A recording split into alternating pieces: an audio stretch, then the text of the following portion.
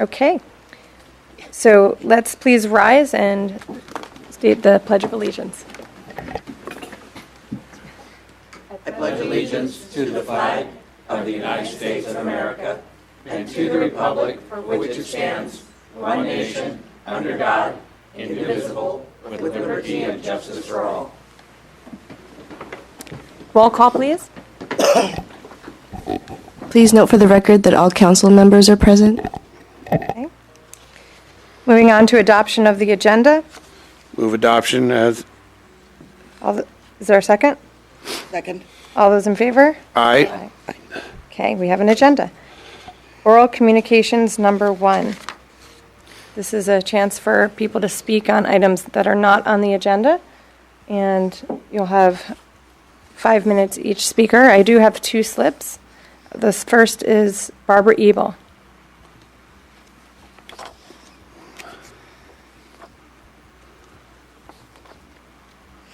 Hi, I'm afraid I'm going to inject a little Baylands into your evening here. Throughout this process, the public and council have identified issues that they would require more study. When will these questions be studied and answered? This is the question. We know that consultants move only slightly faster than governments. If you are serious about these questions, there needs to be a mad dash now to get them answered before deliberations begin, because assuming if these questions are an issue, they would then inform your deliberations. Maybe May 23rd session should be set aside to ask the question, what do we not know and want answers to? What exactly questions and the level of detail is needed? What level of detail is needed? Who will the consultants be that will study these questions? How will those consultants be paid for if not by the developer? Most consultants are highly professional, but some of the absurd things I read in the DER makes me feel certain that just like any other group of people, not all have integrity. How long will it take to have these questions answered? Will some studies be required to carry out over time, such as in a future rainy season? This is why it's absolutely critical that you interrupt your process now to figure out what you don't know. I would suggest the council then take June to talk about mitigation measures and cumulative impacts, something else that has not been addressed thus far and is not on the schedule. July could then be for group presentations, and deliberations could begin in August once the summer is over. I would hate to see things rushed at the last moment after the community has put so much heart, mind, and hope into this process. Please do right by Brisbane and don't sweep these final topics under the carpet or let them fall off a cliff. Some of these things are addressing what we do not know is some of the most important things that we need to discuss. Finally, at some point, we need to have a meaningful conversation about what sustainability means when not defined by the convenience of a few. Thank you very much. Thank you. Olivia Hayer. Thank you.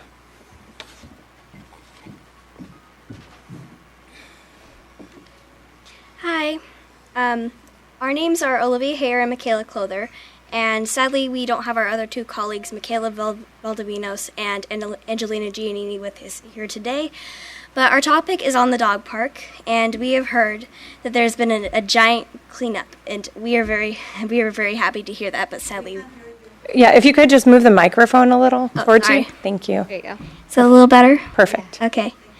So, and we are students, 7th graders at Littman Middle School, and as I said, we are here to talk about the dog park. So in school, we are currently working on our community service projects. For ours, we are thinking about doing something for the dog park. In our opinion, animal neglect is a big problem and sadly common in America, and the dog parks are just the great solution for that. Last weekend, there was a cleanup, as you all know, and it looks very well. I just drove by, and it looks really good, and I'm really proud of what Brisbane people have done. And we think we can improve it even more by making a small dog and puppy area so that owners don't have to worry about their dog getting run over by a larger dog, to save a pricey visit to the vet. because anybody, in my opinion, who wants to pay $1,000 for a broken leg on their Chihuahua isn't really sane. In summary, we believe that a small dog area would be very beneficial to Brisbane's dog park. Thank you. Thank you, Olivia. Thank you very much. And I just want to commend you for coming up and speaking so eloquently. Well done. Glenn Fieldman.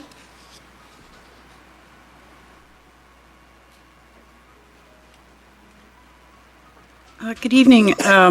The item I wanted to speak about is on the agenda, I think. So should I talk about it now? I wanted to talk about the DAPL resolution. That will be It's on the consent on calendar. the consent calendar, which, when we get to it, we can pull it so that you'll have a chance to speak then. Okay, so I'll waive my chance now. Thanks. Okay. I have no other slips. Michelle Salmon?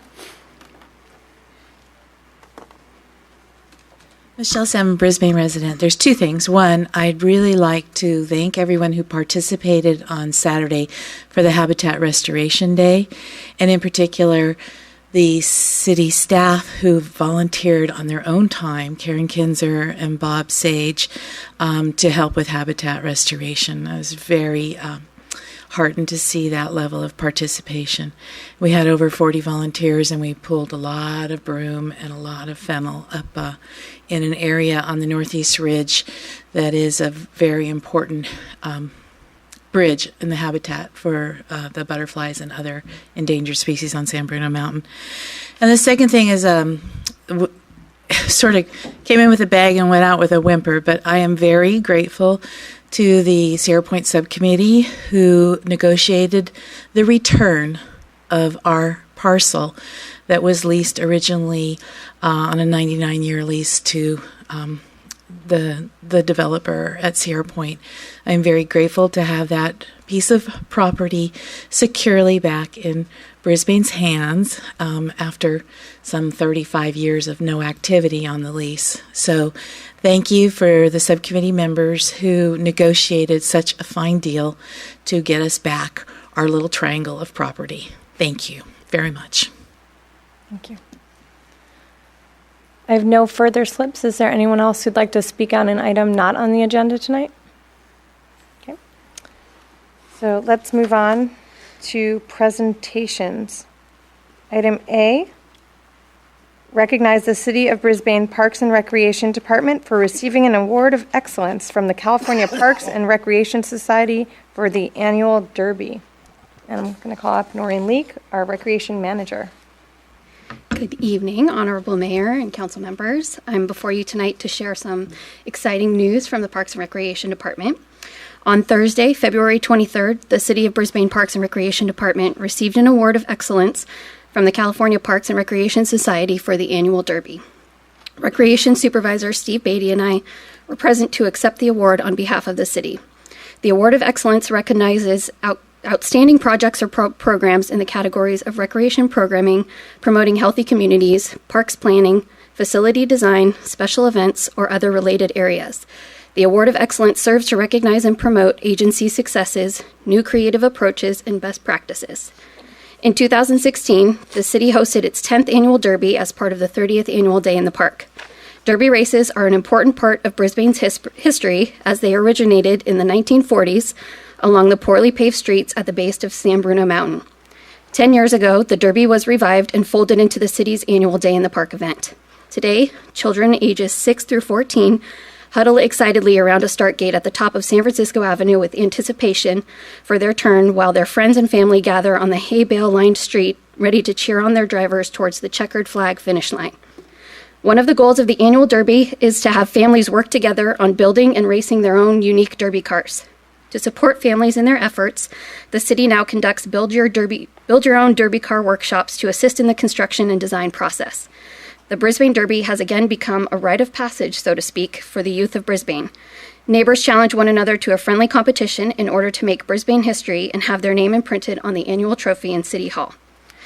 The Derby captures Brisbane's small-town spirit and certainly couldn't happen without the support of the community and its volunteers that run the start gate, man the finish line, and generate excitement for the event year-round. I know at least one of those volunteers is here tonight, so I'd like to take a quick moment to acknowledge Sue Cochran.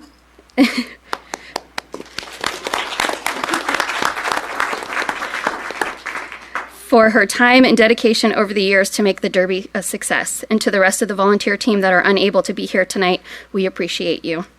The Derby supports the Parks and Recreation Department's mission to create memories for people of all ages and achieves this by establishing traditions and by bringing families and neighbors together. It is truly one of the things that makes Brisbane unique. We were honored to receive the award on behalf of the city and are thrilled to share it with the Brisbane community. Thank you. Here it is. And it's on the wall upstairs in the Park and Rec office. So. Wonderful. Yeah. Well, that's great, Noreen. And thank you for sharing all these wonderful photos. It really captures it. I mean, it's so cool. I mean, and so much work. I mean, you can tell there's a lot of heart and soul going into every single car. Yes. Oh, that's so neat. Yeah, Thank you. it's really great that everybody in the family can participate and get involved and get excited about it. So Wonderful. I love it. Well, thanks and congratulations. Thank you. Okay, and moving on to item B, receive the Parks and Recreation Commission's annual report. And for that, I'd like to call up Kevin Fryer.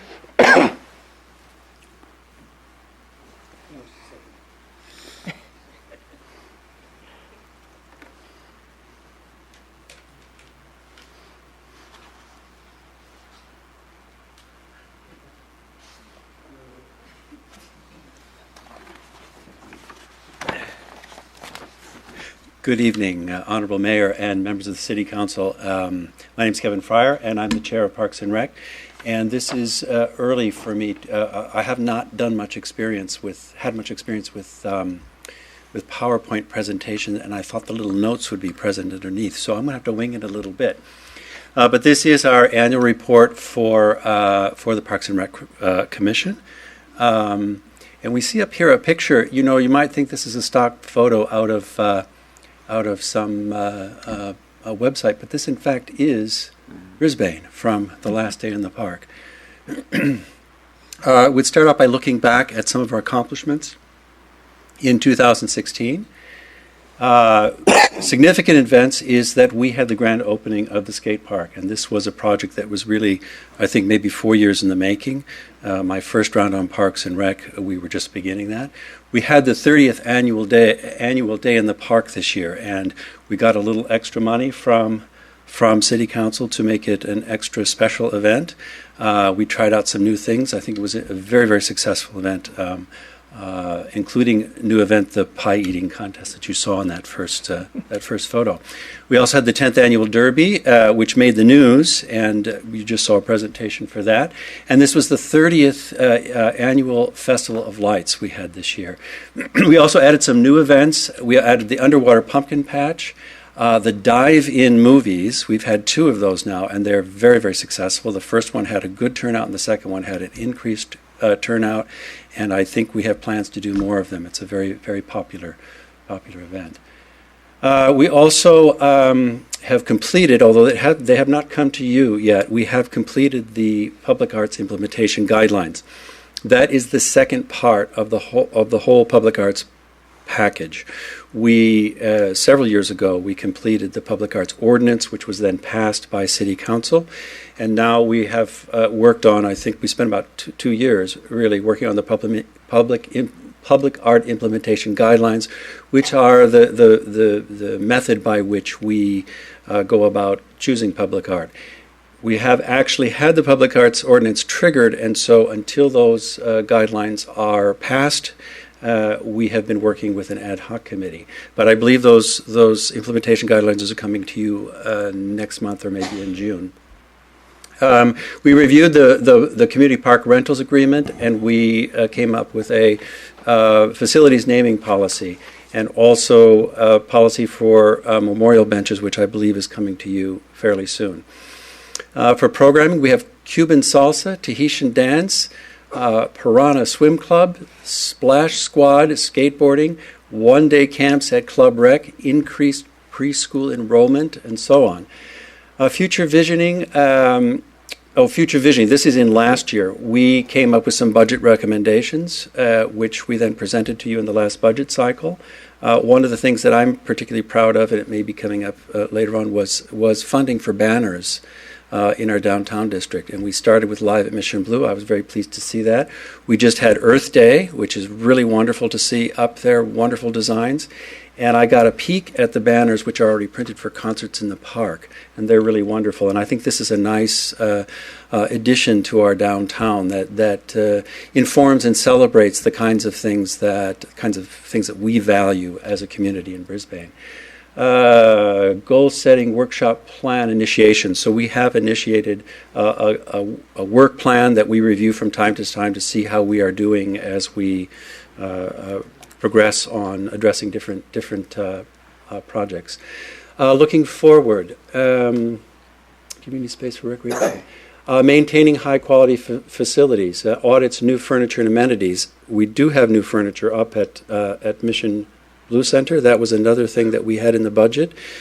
So for Live at Mission Blue, we had new chairs for the first time, and also the kitchen is now sort of restored to functionality as we have a new refrigerator that has shelves in it and so on. So thank you for that. We are always mindful of ensuring recreational opportunities for people of all ages. And we are, I think, just about to finish a community needs assessment survey. I believe that's on our next agenda to see the results for that, to get some feedback from the community about how we're doing, where we might look into some new needs and so on, depending on what comes back from that survey. Trail improvements, bike pedestrian master plan. Mapping trails, increasing accessibility, and enhanced signage. And I would note under this that we did just receive a grant for bike trails on the Crocker Trail, and I'm really pleased about that. I understand Council Member Cliff Lentz was partly responsible for pushing that over the finish line. I think that's really a great thing. It increases accessibility. Crocker Trail is also one of those things that helps to connect central Brisbane to the Ridge. Fresh spin on existing events. We have a new event which is coming up this summer for the first time, and we're beginning to see the advertising for it. It's the City Stars musical event. We're really looking forward to seeing that. We're hoping that is an annual thing, and that this is the beginning of something that will grow into really a regional draw for the community. Establishing Brisbane as a music arts destination. Well, of course, this is near and dear to my heart, and I think we have done that. But I think we're seeing some new things coming in with the public arts ordinance and the beginnings of what I hope is a number of public arts installations in the city. That combined with our performing arts profile, I think makes Brisbane a really arts-friendly, a dynamic place for the arts, particularly for a town of our size.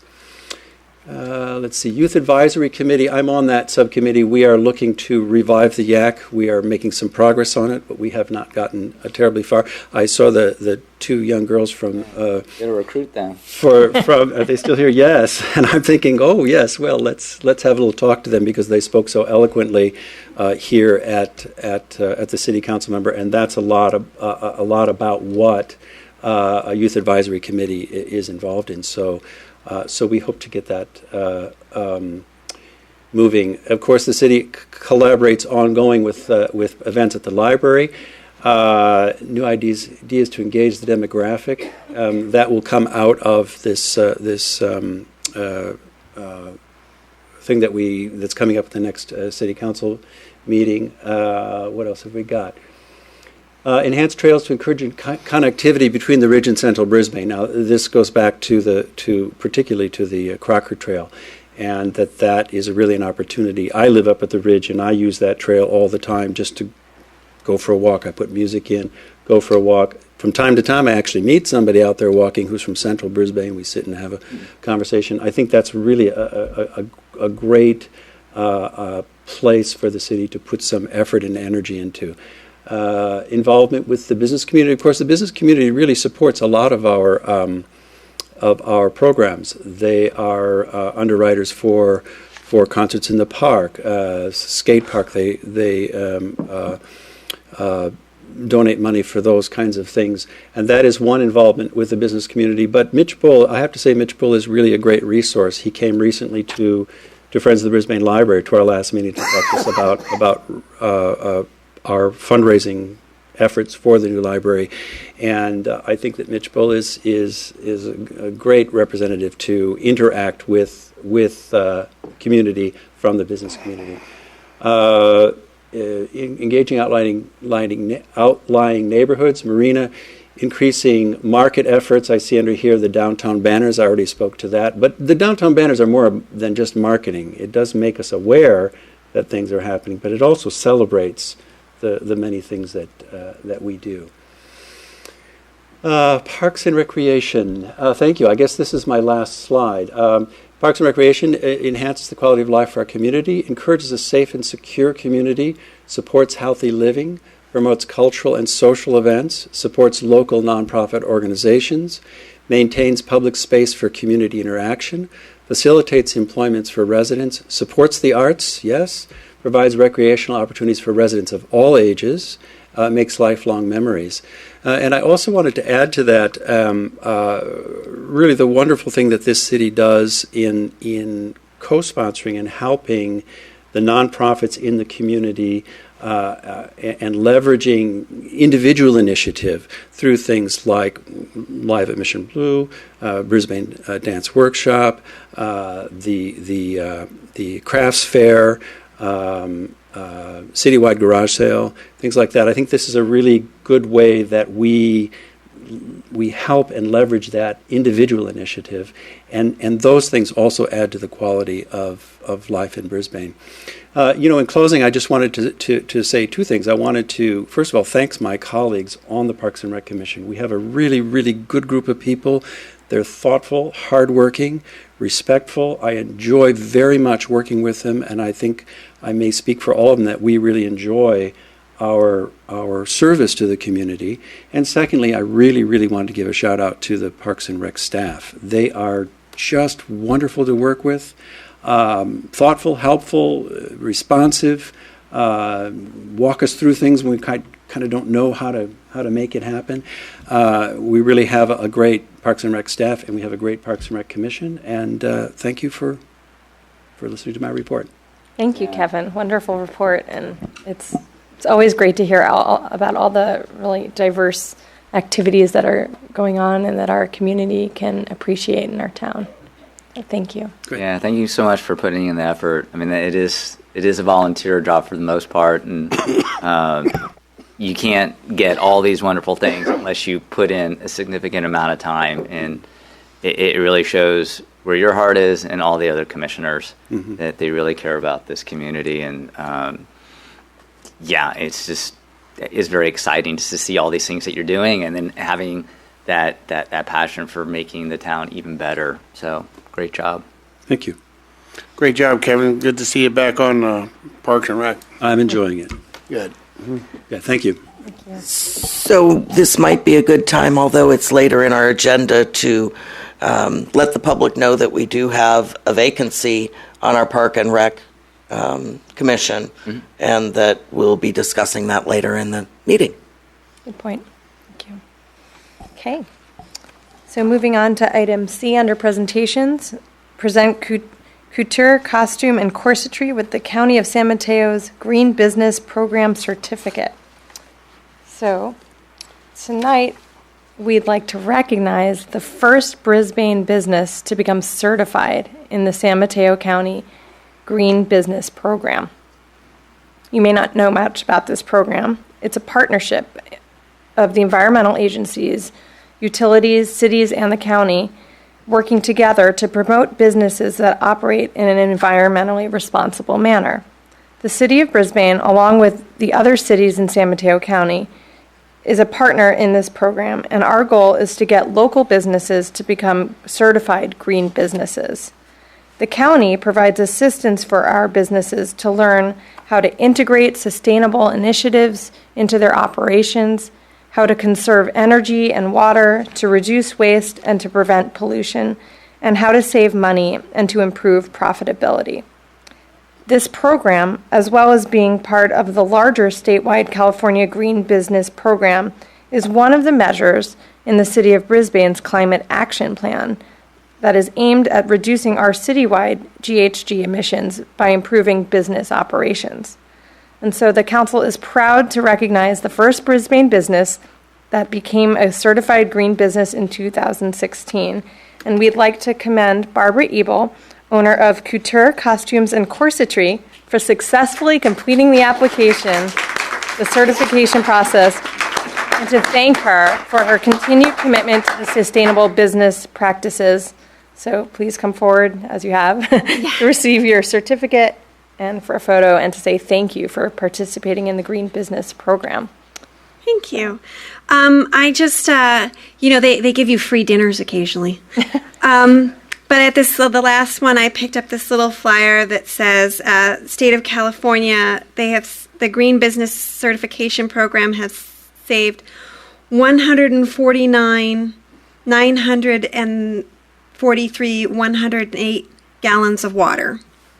It's equivalent, they've also saved CO2 to the equivalent of 4,947 trees. And there's more statistics here, but the point is that small actions and personal responsibility, when taken together, does make a difference. Probably being a green business is not going to make a big difference to my bottom line because I'm such a small niche business. But I wanted to do it because I wanted to go through the process and be able to reassure other business owners in Brisbane that it is painful. Painless, excuse me. That is a relatively painless process, and it does make a difference, and it's worth it. So if anybody would like to talk to me about that afterwards, I would be happy to give you some of the details of my experience. Great. So. Thank you, Barbara. Yeah. So let me bring you the certificate.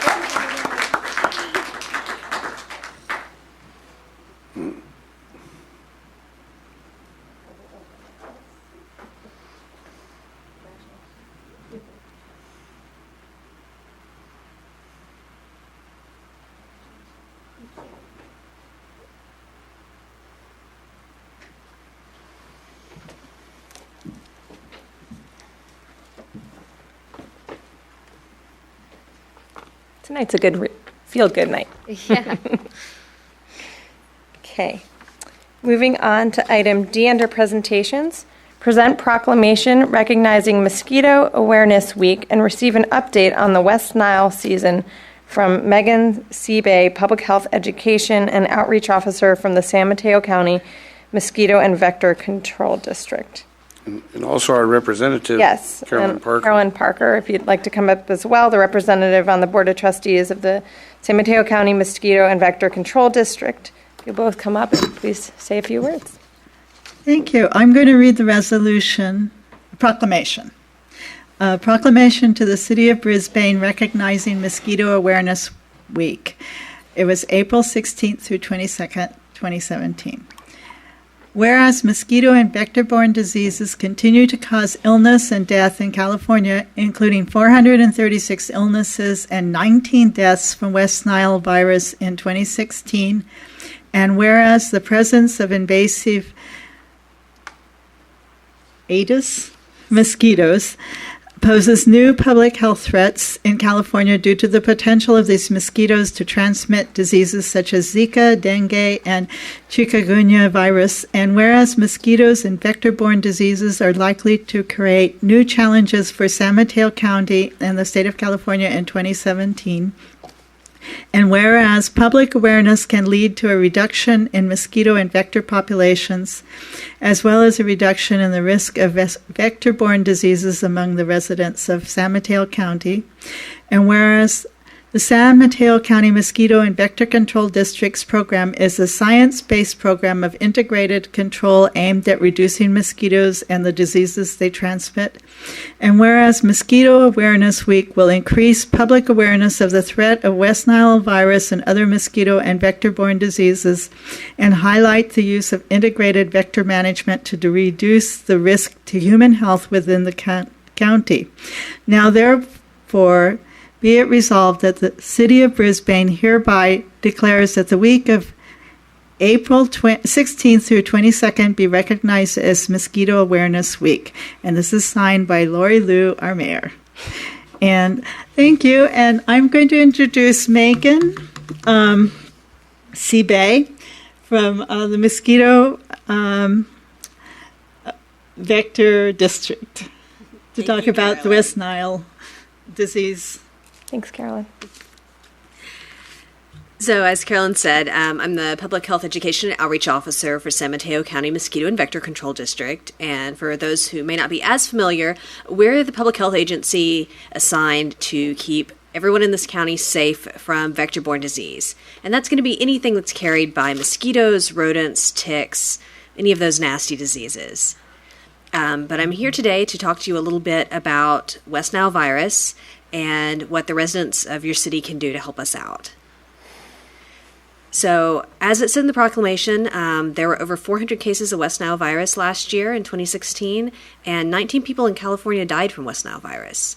The fatality rate is low, but we think even one death is too many. So there's some things that people can do to help us out and reduce the overall risk here in the county. And the first one is to check your home for standing water. Anything outside that has even just a little bit of water in it can breed mosquitoes.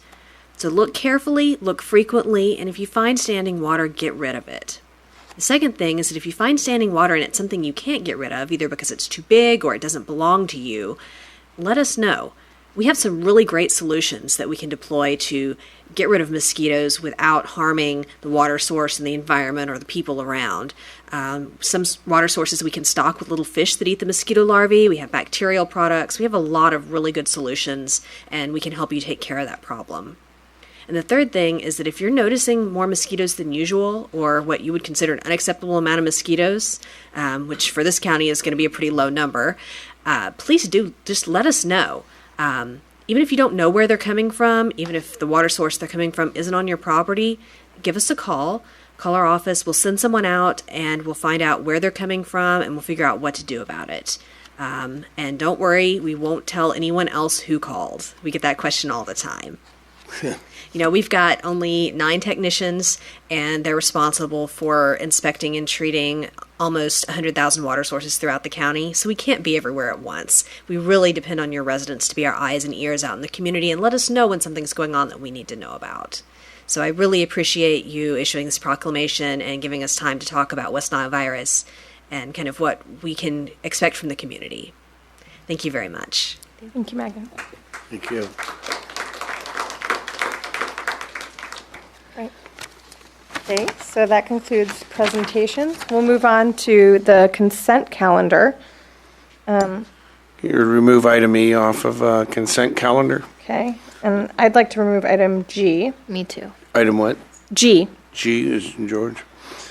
Okay, a motion to approve A, B, C, D, and F, which is council minutes February 6th, February 28th, March 2nd, March 16th, and approve funds from Public Art and refurbish the Beth PTO mural on site of Midtown Market. Okay, is there a second? Second. All those in favor? Aye. Okay.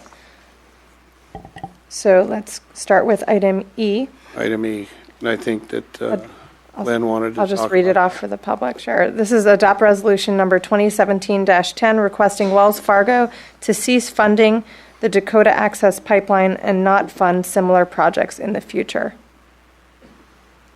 So we'll start with your comment. Sure.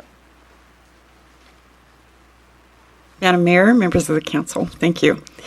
The Open Space and Ecology Committee considered a couple of months ago a resolution asking the council for a resolution moving Brisbane's money out of Wells Fargo Bank because this bank has played a a role in financing the Dakota Access Pipeline, which, as you probably know, has been approved by the federal government and is going forward.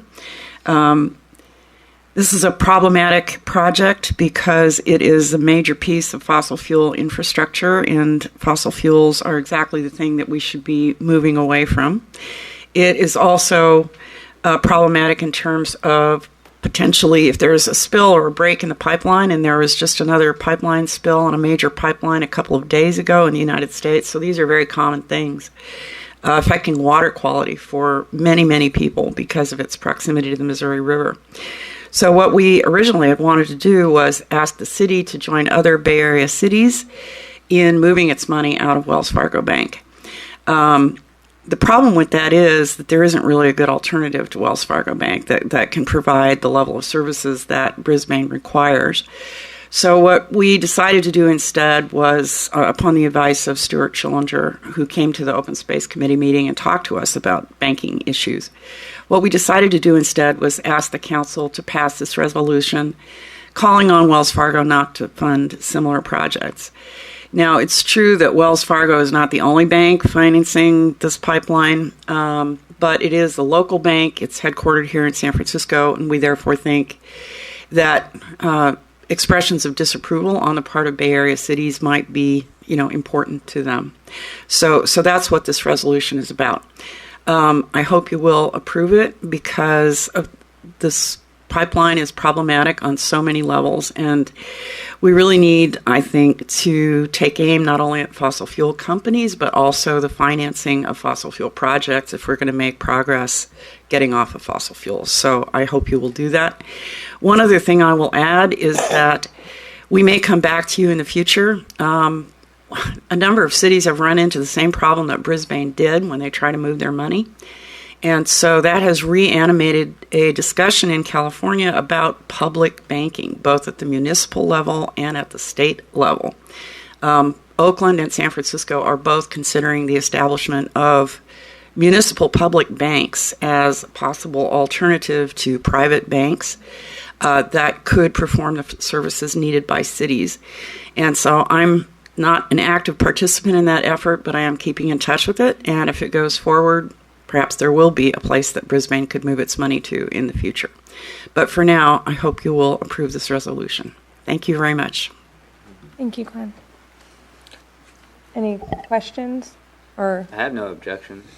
Motion to approve resolution 2017-10. Oh, I'm sorry. Yes, coming up. Sure. Please state your name for the record.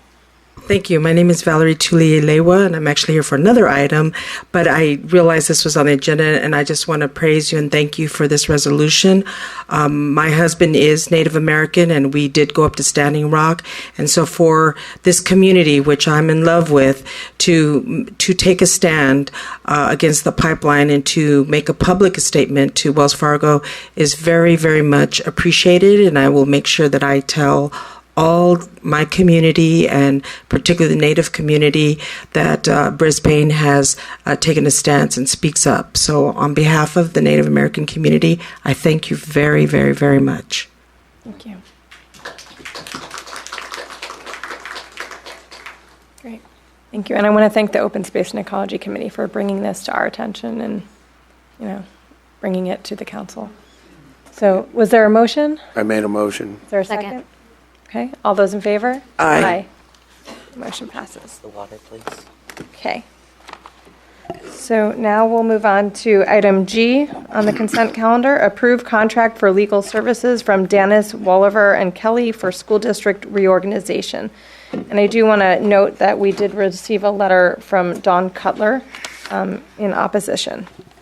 So I don't believe she was able to attend tonight, but I wanted to pull it so that if staff wants to add or anything, or if the public wants to, or if the council would like to further discuss this, we have an opportunity to do so. I could just give a brief overview. Sure. Okay.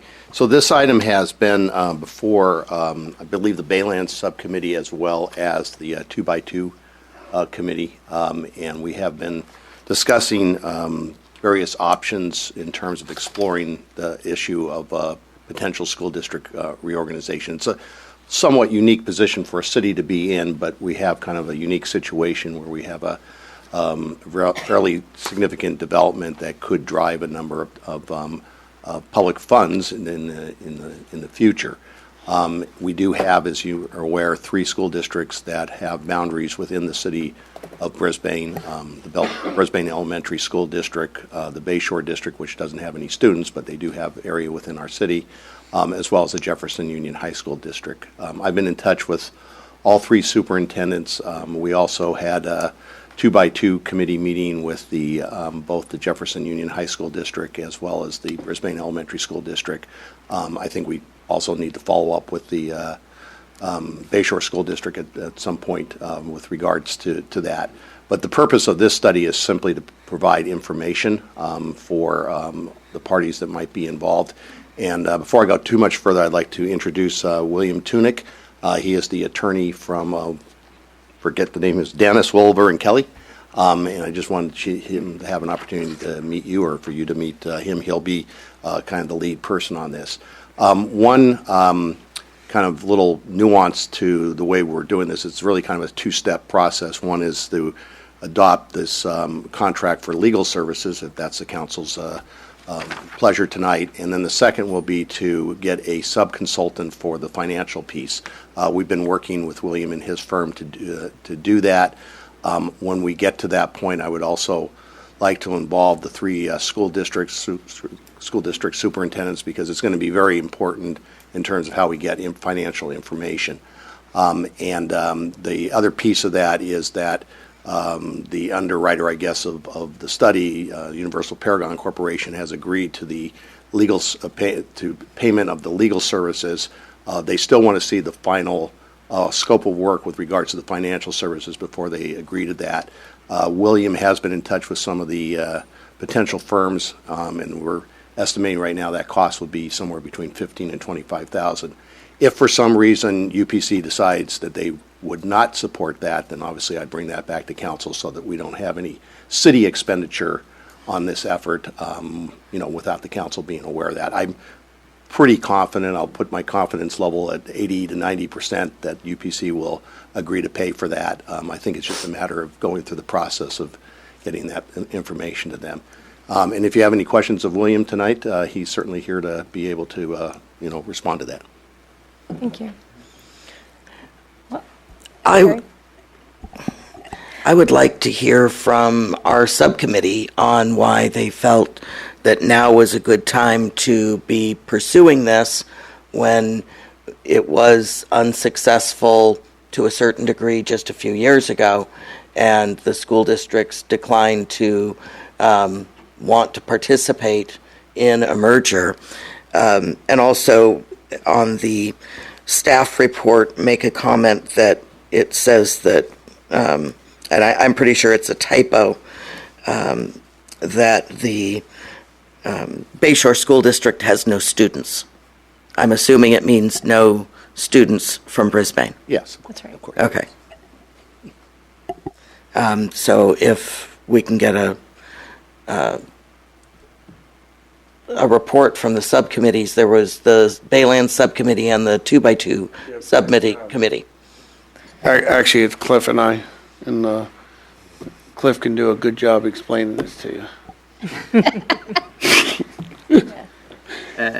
Sorry, Cliff. That's okay. You're right. I read part of Don Cutler's letter, and this is something that has been before us in the past.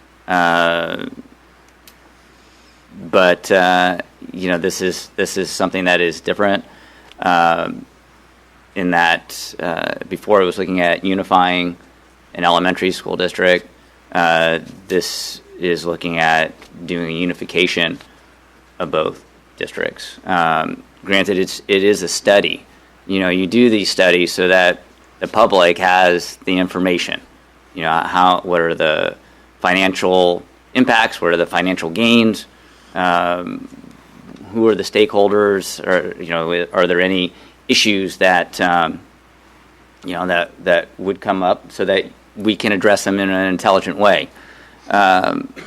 as Clay has mentioned, the Baylands is in the Bayshore District. So if the Baylands gets developed, our school district, our kids in Brisbane, won't receive any money from that development. And so, it's to understand what those potential finances would be. And then also, when you look at the study, it also looks at other scenarios, even without the Baylands being developed. Cliff, what are those finances? If I could intersect for 1 second and just inject one part of what you meant by unification is, and what's really different between these two, the one in the past and the one right now, is that this would include a high school unification, not where the other one was just Bayshore and Brisbane school districts. This would be a Bayshore Brisbane school district merger, but it would include a high school option. Yeah, right. and this is some. That's what you mean. You're right, and this is something that we talked about at the Baylands subcommittee, just because we're focused on the Baylands, but the school district side of it, that's where the 2x2 come into play. I mean, this wouldn't be before us if the current superintendent and the current school board didn't say, yes, we are interested in doing a study because we want to know what are the financial issues that are at play.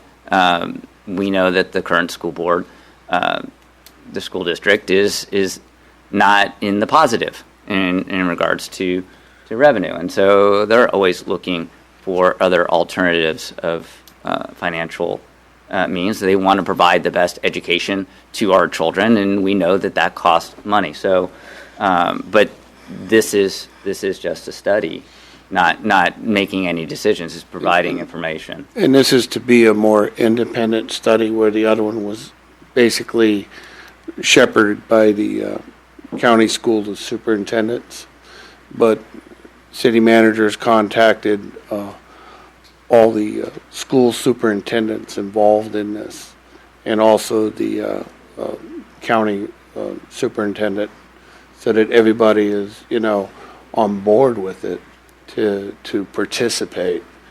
And it's basically a collaborative effort that would be to get the most true information. And I think that Ronan Culver, our new Brisbane School District Superintendent, said it best. He says, we owe this to our citizens. So they're really on board with, wanting to look at this from a very objective perspective. So, sorry. No. You definitely summed it up at the end there, Mark. Okay. So the 2x2, I mean, when we were in our last Baylands hearing, it came up that students from any new development, there's no requirement for the school district to provide a new facility for them. That it's more that they get funding per student, per head, and it's up to them to decide how to use those funds. And that's if their revenue limit.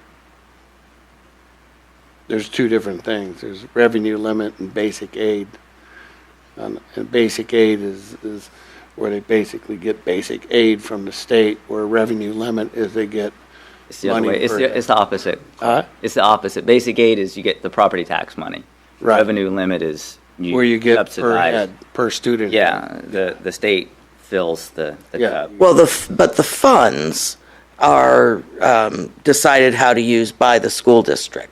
And it just seems awkward to me that once it came up with, can we request a developer to give money to our Brisbane students when they're not in our school district, that no, we can't. And now we're trying to reach out and have the developer fund a study so that we can try to find a way to extract funds for the benefit of our students. And so it seems sort of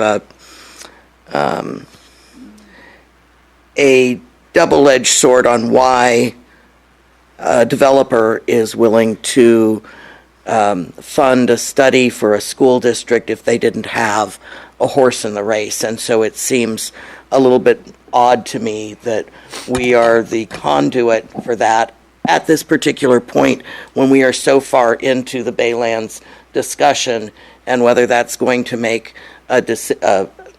be helpful to us during our decision making at this point on the Baylands. And it seems more that it would be a distraction, that we have this hope that we can make some sort of change to the boundaries of our school district or to the unification of our school district so that we can extract funds from the Baylands project. So that just gives me cause for concern that we're doing it at this time when we're at this point in the Baylands discussion. I want to add on to that, if possible. Sure. Can I get some clarification on what triggers money going into the school district? So is it any type of development over a certain amount, or is it specifically housing that triggers money going into a particular school district? Well, I think I'm not sure exactly if what you're referring to. I mean, there's fees that that developers pay to school districts, and maybe actually we have the superintendent from the Bayshore School District here. Maybe she can respond to that. But then there's the underlying kind of tax base. So the tax base goes to either the basic aid or the revenue limit based on the property tax value, whether it's students or non-students. But the fees themselves, I don't know, maybe Audra or maybe William can speak to that. I'm not an expert on school district fee structures. So I think probably what would help. Why don't you come up, Clay? I think would help is I think what Madison's talking about is where's the money actually come from? Is what you're talking about on the No, not really. I want to know, does the money come into the school district regardless of the type of development, or does the money come into the school district if it's housing in particular? I'll let Audra. Okay, if you would please come up to the mic. Based on the fact that I am a superintendent, my understanding of Brown Act, and I understand how things. Sure, you're welcome to come up. Whether or not I can make a statement. Would you? No, I'm going to answer that Okay. question. But then I would also like to make a statement, if you will. Absolutely. So in terms of public funding for public schools, regarding developments, there are two ways. So first of all, it was referenced versus the language has changed. It's no longer revenue versus basic aid. It's basic aid or community funded versus LCFF, which is how the state has changed how funds go to school districts. But the basic premise is there is a dollar amount that the state says that school districts should receive based on per child in that district. If your tax base based on your homes, whatever facilities are in your school district boundaries, add up to that dollar amount or above, you're a quote-unquote basic aid or community funded district. That means you get all that money, which Brisbane is. So here's this dollar amount, and all of your tax base that you receive on the 2 times a year that people pay taxes for property taxes exceeds that amount. So all of that money goes to the Brisbane School District. If you're a school district like Bayshore, where here's this dollar amount, and our tax base is down here, the state says we're not going to leave you down here. We will fund that gap, and that's what's called an LCFF, or in the past a revenue limit district, in terms of this is what we say that every school should be funded at. You are down here, so we're going to make sure that you get up there. So that's one way that money goes to school districts. When it comes to building or developer fees, there are $2 amounts that are attached to any time a new development occurs and or somebody in your district adds on to their home. So let's say you own a home in Brisbane and it is 1,000 square feet, and you decide that you're going to add another 1,000 square feet to your house. You have to come to the city of Brisbane and you have to apply for property permission in terms of planning and saying I want to add on, and so you have to pay permits and all of those. So there's a dollar amount attached to every square foot that you add on to your house that then goes to the school district. Because you are a K-8 school district, it's 70% goes to the K-8 district and 30% around goes to the high school district. So let's say it's $3.78, and there's a limit that the state says that you can charge. And every district goes through developer fee studies to determine what their dollar amount is. I don't know what Brisbane's is at this point. So you get somewhere like $3.36 for every square foot that you add on to your house. A commercial building gets much less than that. It's much more like 30 cents in comparison to the $30. So in determining how much money a school district gets based on developer fees determines whether it's a single family residence or a townhouse or a home for you to live in versus a commercial property. What you're asking for is for the Brisbane city lines are have an area that is the city of Brisbane, and there is a section of the city of Brisbane that actually feeds into the Bayshore Elementary School District. So what you're asking is for those funds from the developer fees and from that tax base to leave the Bayshore Elementary School District and to go into the Brisbane School District. That's what you're asking. That's what you want. That isn't what is before us. So no, we're looking at, You're looking at a study. sharing all of the resources. Right. You're right. You're right. You're right. I don't want you to come out and say that we're trying to steal the Bayshore School District's money. No, we're trying to provide a quality K through 12 potentially. Right? So all of the things listed in your letter state all things that funnel through to Brisbane. All of those things. So that's a whole, so I'm not going to comment on that at this point. Okay. What I'm saying is that you're asking in all of those studies for the development fees and the tax rate and the money that's received from this particular area to serve the students of Brisbane. That's what you're asking. In a multitude of ways for you to study to figure out how it gets to you, you're asking for those funds to serve the students of Brisbane. No, that isn't what this is about. I mean, that's not how I read it. I've read the letter. Yeah, no, I'm not going to argue with you because this. I'm just saying to you that this is how the money. Your question was how the money. Now, if you will allow me to make a statement as the superintendent of Bayshore, I will now follow up with a statement. Sure. Or I don't have to. It's your meeting. That's fine. I want to hear it. Okay. So my statement is, Mayor Pro Tem Conway made the statement that the difference between this study now and the last study before is that this is a collaborative effort. I am going to make it very clear it is not a collaborative effort. The Bayshore Elementary School District is not interested in merging with the Brisbane School District. We are not interested in figuring out a way for us to consolidate, for us to become one school district.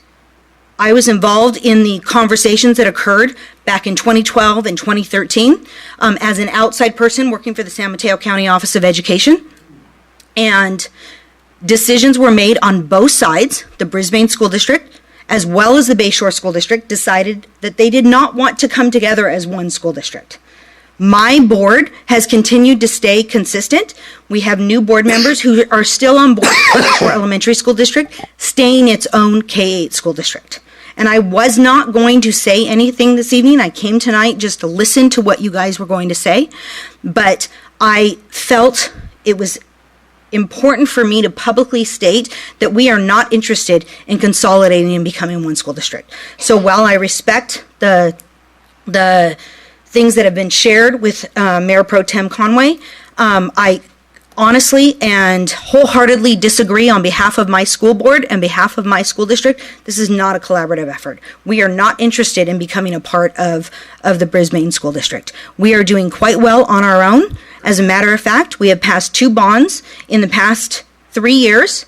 We have sold a piece of our property, and we are building a $30 million brand new K-8 school with a preschool aspect that's 47,000 square feet that will outlast all of us sitting in this room for our students in Bayshore. We are not interested in becoming a portion of the Brisbane School District. So that is my comment. Okay, thank you. Okay, well, I would like to follow up with that information now that I have it. Well, that was pretty clear. Well, I'd like to, yeah, it was clear, and I'd like to comment on that. I have a couple opinions. I think the timing, if this should move forward, I think the timing is not right. I think it makes more sense once we're in the midst of deliberations, whether it becomes clear whether housing is going to be something that is allowed on the Baylands or not. Because, $3 per square foot versus 30 cents per square foot is a big difference. So if it's going to be entirely commercial, it would be important to understand how many square feet we're looking at and how much money that would actually be that would filter into the school district that would make sense whether to have this type of study or not, or whether there was housing, how many units would be there that would influence how much money would be coming into the district, because I assume it's going to be very different numbers depending on what is actually out there. So to me, it doesn't really make sense to do this now until we really know what we're looking at. And I feel like the statement that was just made kind of contradicts what was said earlier, that everyone's on board and looking at this. I read Dawn's letter, and to me, it feels like we're stepping on toes that we don't need to be. I think this is an issue that, if UPC is interested in really pushing this forward, I think that they should be consulting with the school district board and asking the board, not just the superintendent, but the board, whether they're on board, because I think that this is a decision that's ultimately going to come down to them. And I want to maintain a great relationship with our school district board, and I think that this is something that is in their purview and not ours. Okay. First of all, Clay, now I'm at a total misunderstanding, hearing the statement there that the information that we received is that this is going to be, that you talked to all the superintendents and that they were going to participate in this. And so, I'll clarify that. well, I'm not going to say that he did not. well, I don't want to make a debate about it, but you're very clear on what you said. Okay, and if that's the case, Cliff, I don't want to move forward on it. Yeah, no, yeah. What you said was very clear, and if that's the case, I don't want to push something upon you that that you don't want, or your board doesn't want. There's no sense And spending there's no thousands point of in dollars. going back to staff now. No, I hear what you're saying. Yeah. And I'm just going to just say this. And this isn't, again, this was a study to understand how much property tax revenue, not only with the Baylands development, but what exists today. We've done some preliminary studies. Just the property tax money that's in the current Brisbane Elementary School District, we give the state of California every single year to educate other kids $6.5 million every single year, right? And it goes to the Jefferson Union High School District, but because they're not revenue limit anymore, whatever the superintendent says, the state fills that up. If that money was not there anymore, the state would just fill that additional money. Because we're dealing with the Baylands, and the Baylands is not in the Brisbane Elementary School District, it just made sense to look at, try and provide opportunities for both school districts. Your kids, a lot of them struggle when they go off to high school, not because of the education they're getting, but it's because it's a difficult place to get from where they are to high school. And so here we have this money. We should be doing a study. We're not making any decisions. And I hear what you're saying about it's not the council decision to decide what happens. It's not at all. It is the school districts making that decision. Again, this would not be before us if the Brisbane Elementary School District board said no. They said, yes, we would like to do the study. UPC, look at, they want to get support from the community, right? That's obvious. All right, and so they want to fund this study because perhaps they'll get the support from some members of the community. I mean, I'm just putting it out there. But we will do if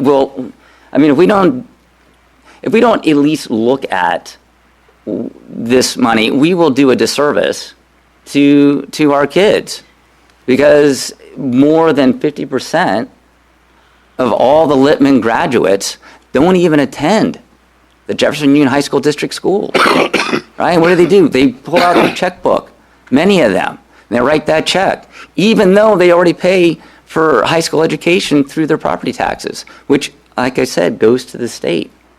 So I don't see any problem doing the study. Let the school districts, once they get the information, decide what they want to do.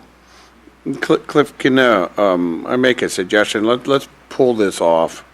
I want to take it back to the subcommittee because, quite frankly, I was under an impression that was false.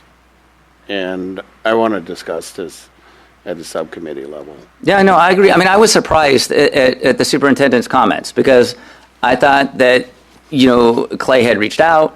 Not that, the Bayshore District was in support, but that they were like, okay, let's see what the numbers are. I'm going to be honest with you. I'm shocked that you're here and not allowing a study to occur to see what financial benefit could come to your district. I mean, you're making decisions already without understanding, what the study might provide. Well, I'd like to suggest that the 2x2 subcommittee that Clark and I sit on, meet with the Bayshore, 2x2 committee if they have one. Because we've met with Brisbane School District, we've met with Jefferson Union, we haven't yet met with Bayshore. The Brisbane School District has changed their opinion, and they're now supportive of the study, perhaps because it's different school board members that have been elected. But, I think I agree that we need to pull it back, but I'd like to have a conversation with the school board members and through the 2x2. I'd like to request, if you do that, if you can get in writing what happened, or I'd like to hear it from them that this is something that they'd like to do.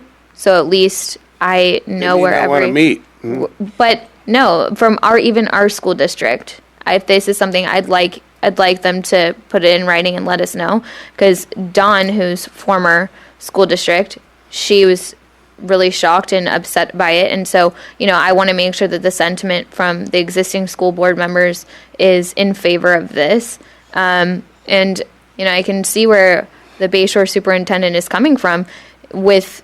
To me, this is how I'm understanding it. I could be wrong, but to me, without any type of merger, all that money is guaranteed to go to their school district. So why would if they're sharing it, they're getting less of a portion in the way I'm looking at it. So I can see where she's coming from. No, absolutely. But, the Baylands isn't going to provide funding for their school district for a very long time. So it's understanding what the study shows. So that then after you do the study and you say, okay, I see these numbers here, and it doesn't make sense for me. I mean, it's clear this is a different study, but we got a new piece of information tonight, and I think we need to retract, go back. I agree with that. I would like to pull it back, and I think that it isn't the Bayshore School District that's stopping us from doing a study. She's expressing an opinion, and I don't think it's fair to put it on her that this is the reason we're not moving forward. There's a multitude of reasons, in my opinion, that we're not moving forward, and I don't think it's doing her district a service by accusing her of putting the damper on it. I truly feel that we should know what we intend to do with the Baylands and what level of development that we are willing to have there before we start looking at funding sources and pie in the sky of what could be down the road and what services those students are going to need. So we should know what we're doing first before we go spending, whether it's UPC's money or the city's money, and stepping on toes before we know what the services are really going to be needed. And with the feasibility studies and the things we've seen in the Baylands discussions, it looked as if the school districts that we had could absorb students that would come from that district, whether or not there was housing or not. Now, the funding processes would be different, but all the school districts had enough facilities on the ground, or the ability to provide those facilities, it seemed, in the studies that we got. So I just would like to wait until we're further along in the Baylands process and know what student needs are going to be in the future before we go ahead with this study. I agree. Well, think that will inform the I study. think I like where you're coming from, Clark, to pull it back and to have that discussion with the Bayshore District. You know, the study is more than just what might happen out in the Baylands. The study is also, could be focused on what exists today. And in what exists today is millions of dollars that are coming from our property taxes going to the state and not educating our own children. This is for the high school. This is talking about right now. Right? Talking about it's going to the high school district, Michelle. I know, but Yeah. every child in That's not. Look, this is the structure that we're in right now, right? And so our property taxes goes to pay for the K through 8 kids in our school, but the property taxes that we pay for high school education goes to the state. It doesn't go directly to our children, unlike other areas. It's a different type of school district. In the right. in the state. So again, it's just like understanding those dollars. Okay. So. Go, Wait. go to the talk. You'll need to come to the microphone.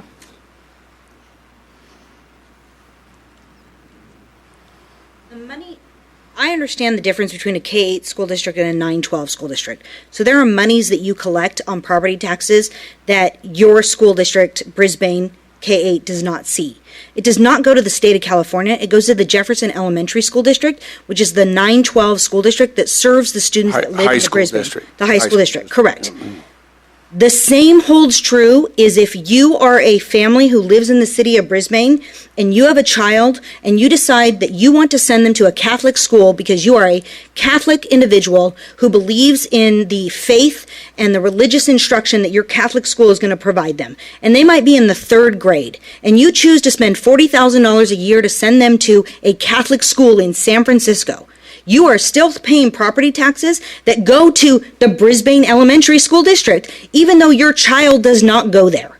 So your children, your families are paying property taxes that go to the Jefferson Union High School District, even though you might choose not to send them there. There is no difference in that than a family who lives in your city and pays property taxes and chooses to send their child to a homeschool, to a Catholic school, to a charter school, to a non-denominational private school. You are still paying taxes that go to the Brisbane Elementary School District, even though you're not sending your child there.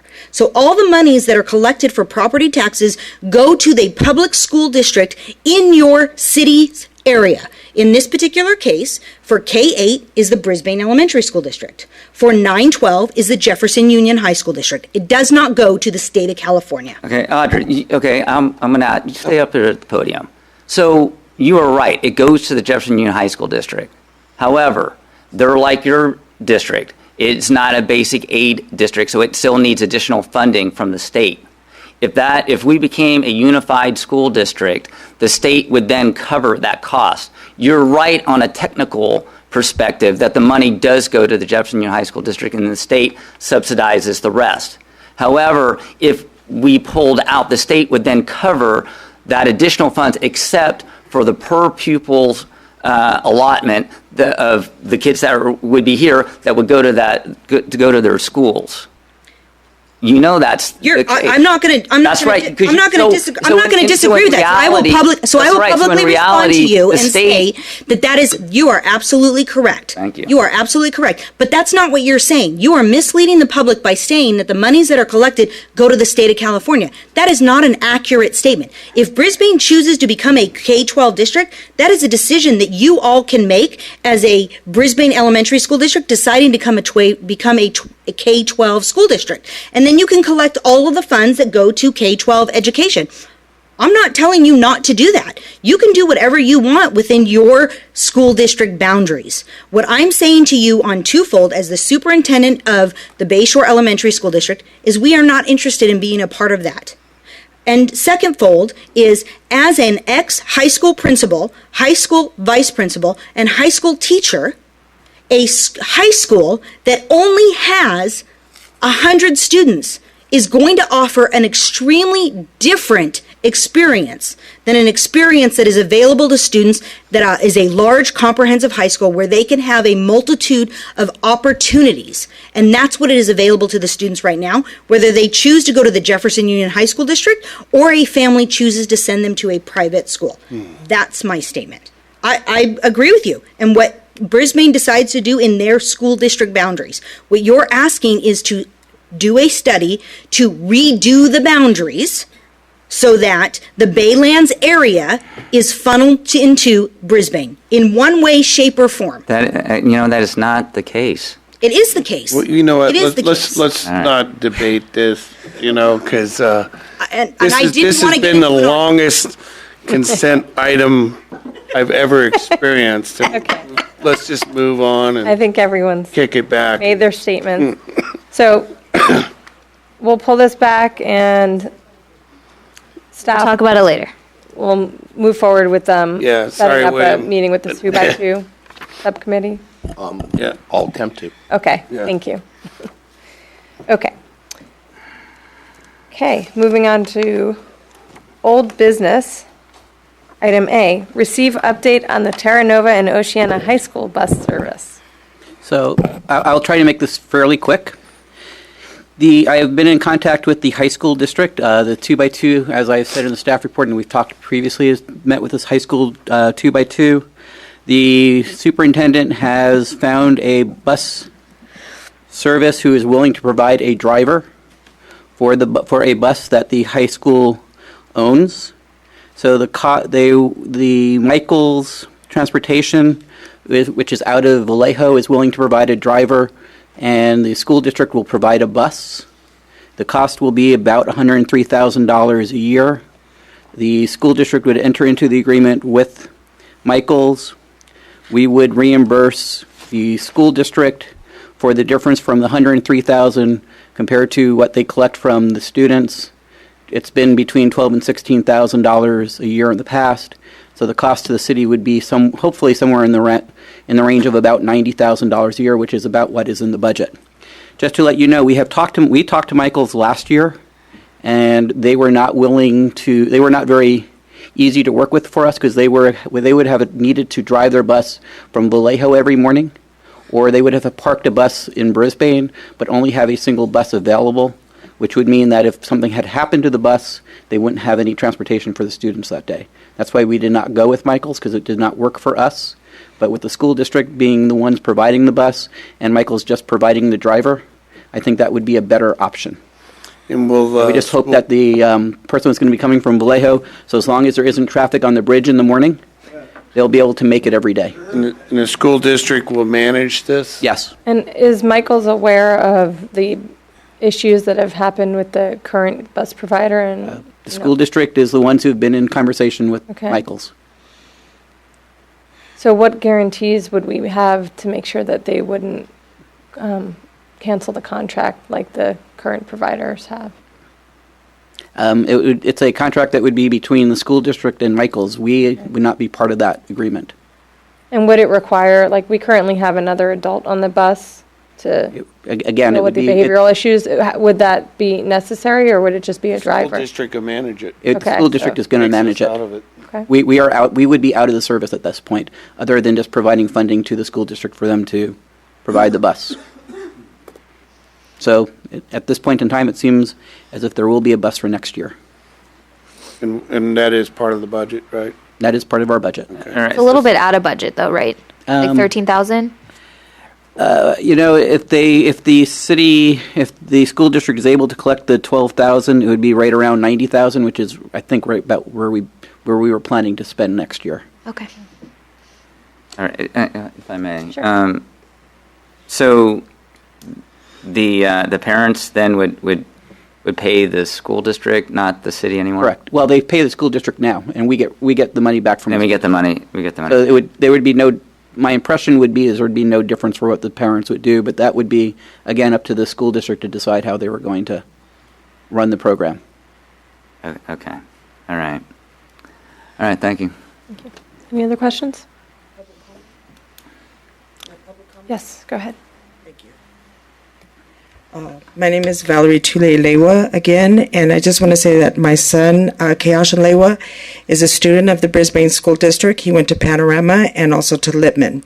So I just want to say how appreciative we are who live in Southern Hills for the bus service to Terra Nova and to Oceana. And I'm speaking for a couple of parents who couldn't be here tonight as well. Our understanding, what we hear as parents, is that there's not going to be bus service because of the behavioral issues. And so I just wanted to come speak here to the council to share with whoever is important, whoever is involved, and because I have a history of working with a nonprofit and at-risk youth. And I would suggest that the parents have a mandatory orientation with both the parents and the students before they can even sign up for the bus service. I also believe that there should be different levels of offenses, and that if a child or youth are unruly, that their parents have to ride the bus for a full week with that child. And talk about embarrassing high school students, have their parents come around. And so you make them ride with their parents. That's such a good idea. And I also say that the parents should be required to ride the bus at least once per semester to see what it's like to be on that bus. And that's part of that. Also, the students, if they misbehave, then they have to give community service as well. So I just wanted to talk about some creative alternatives. I know we get a contract, we sign it, but I'm upset. I feel like riding the bus. And if I had the authority, I would ride the bus and I would put all those kids in check and tell them, don't jeopardize my child and his friends' opportunity to take a bus to Terra Nova and Oceana because of your behavior. I'm not tolerating that as a parent, and we shouldn't tolerate that as a community. I live in Daly City, but I love Brisbane. I feel Brisbane is my home too, and my community as well. It has been good to me. I've had my kids' birthday parties at the park. I try to get involved when I can. And it upsets me that these kids are being disrespectful to the bus driver and on the bus. If you want to hire me, I will check them in a hot second. But other than that, I would suggest that you think of creative solutions for their behavior. Thank you very much. I think we got a parent volunteer. Take her name down. I'd like to make a comment. You are just a breath of fresh air. Thank you for coming, because I've really been upset by the situation. I didn't go to Terra Nova or Oceana, but a bunch of my friends rode the bus, and these behavioral issues have been happening for years.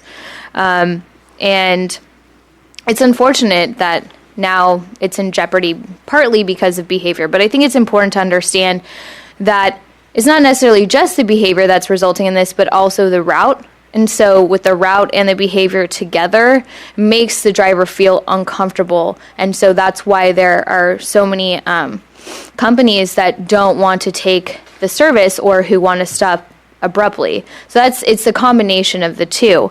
But that was mentioned actually I want to say about a year ago, we talked about creative ways that we could kind of inspire kids to behave a little bit better. And we had discussed maybe requiring some sort of session beforehand where parents and children would come and understand what the consequences were. And I agree with you. I don't think that the consequences are clear enough, and I don't think that they are frequent enough. But you gave some really creative solutions, and I think just having your parent have to ride the bus, even with the threat of that, is enough to get somebody to behave. And it really just is going to take one time. One kid will misbehave, their parent will have to ride the bus, and that will serve as an example, and kids will probably rag on that kid for a while, and no other kid will probably want to have to go through that experience. But I think that that's a really great way, because it's not... It's a creative punishment. It's a creative consequence. Instead of reprimanding them by calling their parents and getting them in trouble, it's just now your parent has to ride with you because you can't behave the way that we're expecting of you. So I hope that, Stuart, you can take some of those suggestions if the council likes those ideas as well, and maybe we can try and incorporate some of that.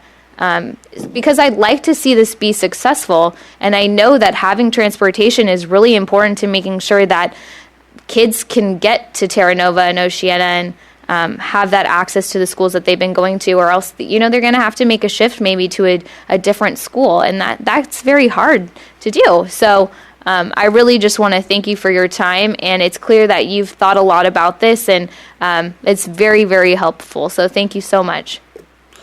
Okay. So I wasn't planning on saying anything on this, but now I got to take a trip down memory lane since you made those comments. Sorry. Where we're at. In 1995, former Superintendent Mike Crilly came before the Brisbane City Council and asked for some funding for some sports programs at Jefferson Union High School district. And after some debate, the city awarded those funds, and then he came every year, for different things. And so in 1999, I initiated putting into resolution that we would fund advanced placement classes, computer labs, extended library hours at Terra Nova, a late bus for those that played sports, because the majority of the kids from Brisbane went to Terra Nova. But the bulk of it was going towards education, not for a bus service. And we as a council discussed, we want to get out of the bus service, because in 2010 or 11, Jefferson Union High School District came to us and said, we're out of the bus service, tough luck. And we were stuck, in a sense, from our young constituents, didn't have no way to get to Pacifica, which personally I think is ludicrous. Why did parents send their kids there anyway? And I got a nephew and a grandson going there. That's a different story. But I think there's some good schools in Daly City too. And so we discussed as a council, how do we get out of this? We went to the Jefferson Union High School District 2x2, Lori and I, and said, we don't mind giving money towards education, but not towards providing a bus. Then they said they didn't even have a bus. Now they got a bus. It magically appeared. They got a driver that we're going to fund for this year. But the whole idea was we want out of this service. It's because now Brisbane had to find a bus. We go to all these different services other than the county jail, and everybody said no, because who wants to provide a bus to the city? It's a school district. So we asked the school district, they asked 3 people, they got 3 proposals. 3 of them were $1,000, 2 of them were $1,000 a day just for their driver, and this one here is $595 a day to drive the bus. So to your point is, what we discussed is to get out of the bus service, and where we're not going down the lane of providing money on a constant basis for a bus, but how is the city going to get out of providing $100,000 plus a year for bus service when we want it to go towards education? And so Jefferson Union High School District put us in this predicament where either we say no or we do it. And we stepped up and done it, but this is not a perpetual thing, and people need to understand that this is not a city's responsibility. We do something over and above probably any city in this peninsula. But you go down to San Mateo, they got their own school buses. Jefferson High, this goes to Cliff's point. Jefferson Union High School District said they didn't have any buses. That's what they told us. Right. We don't have no buses. I said, how do you get the athletes to the games? They said, we contract. And now they got buses. It's like, what the hell's going on here? I feel like I'm getting lied to. This is a hot button for me because, this is near and dear my heart because I initiated this stuff. And now it's like a good deed. It turns like something that this is what wasn't intended it to be.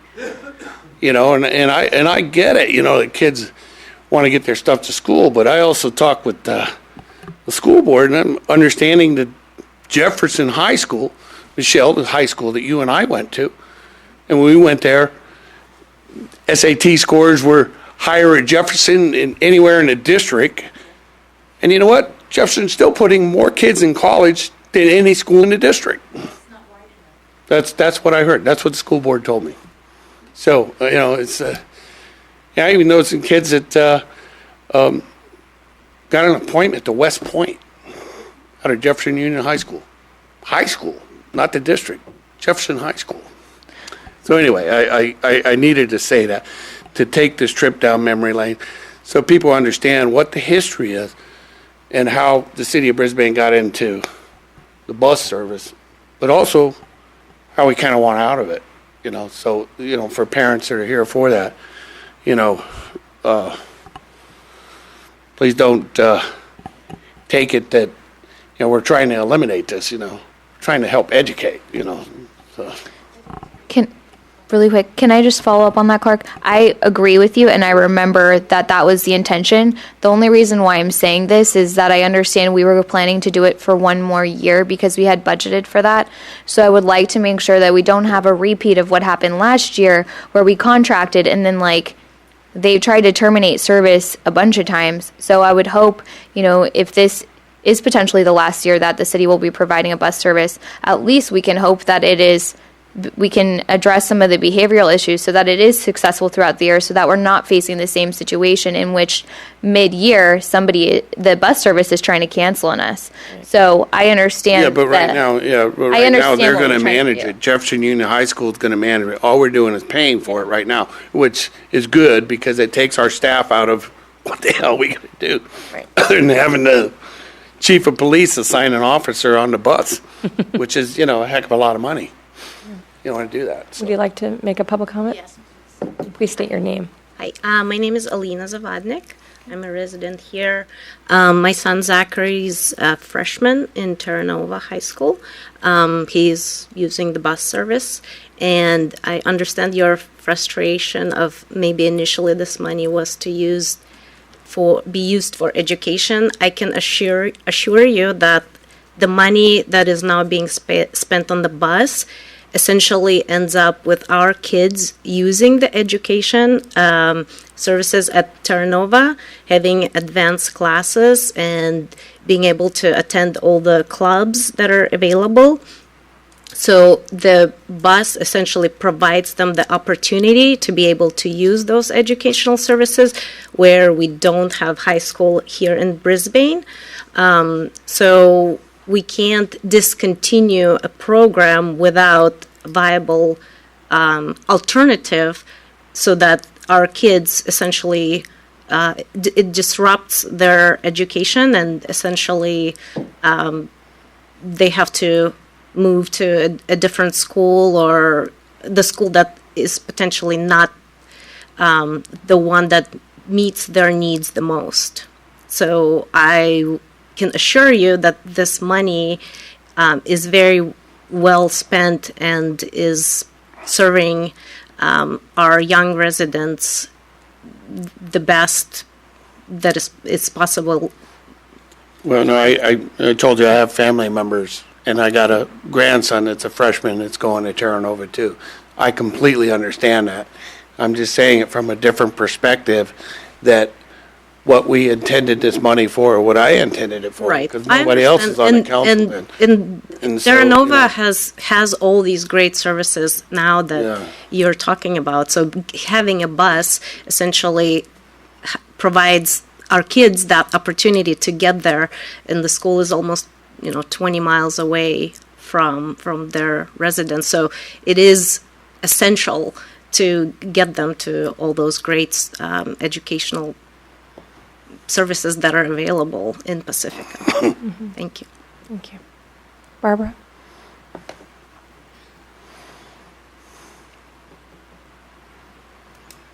Just briefly, thank you again, Clark, for the history lesson. I sort of knew that, but we sort of lose sight of it, that it's not really the city's job to provide transportation for the kids. Unfortunately, I did a little reading into this. I could be wrong, but as far as I was able to read via the internet, the school actually isn't required by law to get to the students to the school either. So unfortunately, it's nobody's job. Which means it might end up falling to the parents, which is bad, because then you get stressed out parents yelling at their kids, and which is not a good way for a kid to start a school day. But one of the things I brought up in the Climate Action Plan Committee, and staff wasn't able to really pursue it, but maybe some other way, is I would think, God help me, I would think that there would be some transportation greenhouse reduction costs money available for this. We've got commute.org and we've got all these other services. I damn well think there ought to be something that we could tap into that wouldn't be the city's responsibility, and it's not the school's responsibility, but it would help pay for these buses, because that is a huge carbon impact if parents have to drive over and back and to work and back to school to pick up the kids and home again. So hopefully that can go somewhere. Just an idea at this point. Thanks. We could also start a GoFundMe too. I mean, get some press on it. I think people are very sympathetic to, getting children to school every day. So I think there's, that Barbara brings up a really interesting point, that maybe there are more creative ways that we could look at funding this from alternative sources so that we can redirect that money. We could have the best of both worlds. Find a way to still have a bus exist without us paying for it, but we can maybe start that conversation of creative ways to finance it, and then still utilize that money for AP classes or what have you. Those are some good ideas. Oh, Michelle?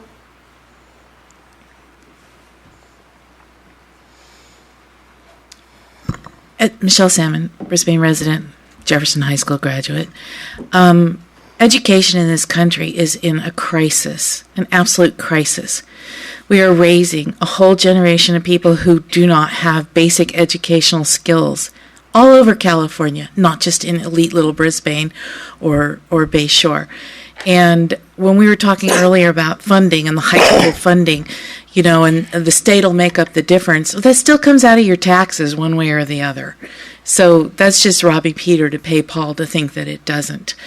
And part of the problem with the Jefferson District is they're one of those ones who don't fill the coffers all the way.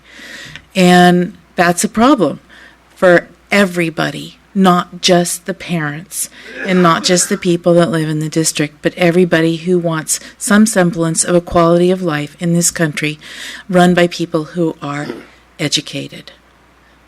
And unfortunately, at some point in the past, the parents of Brisbane decided that Jefferson High School, during a definite low period, was not the place where they wanted to send their kids. So instead, we started transporting them, instead of, 6 miles, 5 miles to Jefferson, 20 miles to Terra Nova. Well, that's just not feasible, and it's not environmental either. But I guess Jefferson was just not wide enough, and Westmore wouldn't take them because they were already full. And I really think that we need to support all the high schools in the district and work at making Jefferson a school that you want to send your students to. And if you choose to homeschool your students or send them to a private high school, that's your business. I don't even have any kids, and I pay my taxes happily and vote for school bonds because education is that important, not just for your kids, but across the board for all the kids. And so the public should fund transportation in some way for a child to get to a high school for higher education. Whether it comes from the school district money, whether it comes from public funding of some other source, education in this country is vital to our future, our whole future, not just your kid or some elite kid who's, gets a scholarship or goes to a charter school. Education in this country is under assault right now, total assault. Look at the head of the education in this country. We need to do everything we can to support education, and part of that is what we do needs to be feasible and sustainable over time. And that means rolling it back and putting the kind of effort into the closest high school, just like we do in Brisbane Elementary for those parents who send their kids to Brisbane Elementary instead of private school, and like we do for, K through 8, supporting the schools, demanding a better education at the high school level that we do at the elementary school level. What is wrong with that? There's nothing wrong with that. That's what we should be doing as a community. That's what you should be doing as parents. There shouldn't be discipline problems on the bus.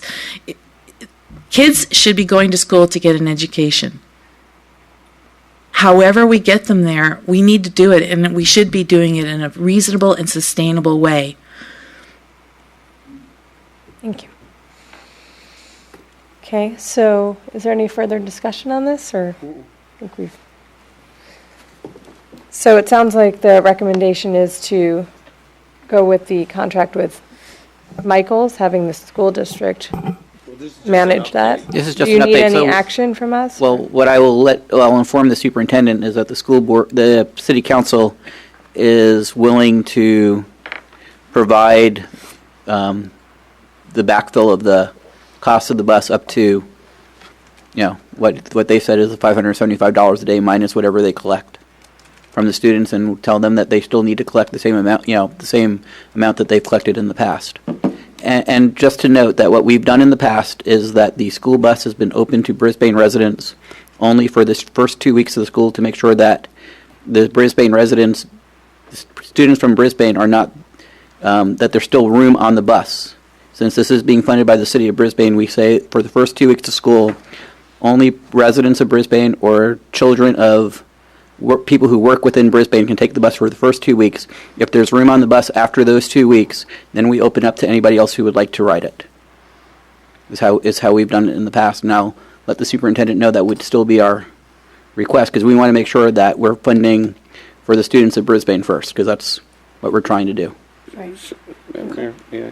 Sure. So Stuart, since this contracted driver, the magic bus appeared, that we have a contracted driver coming from Vallejo.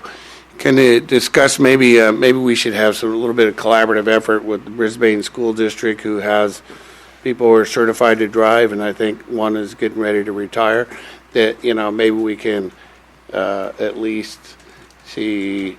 I could suggest that. If we can kind of bridge a gap there, maybe for the future of, doing something a little more economical, and hopefully at the same time to run the parallel path, of notifying the parents that this may be the last year that this happens.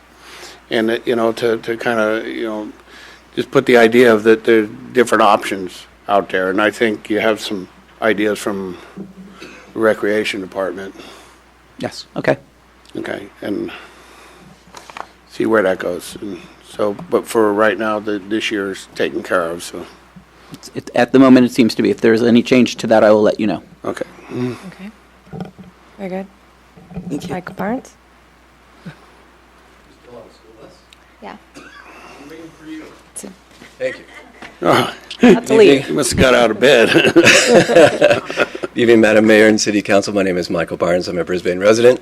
My son is a junior at Shasta High School in the Jefferson Union High School District. And the city of Brisbane does not contribute any money at all to Shasta Public High School in the Jefferson Union High School District.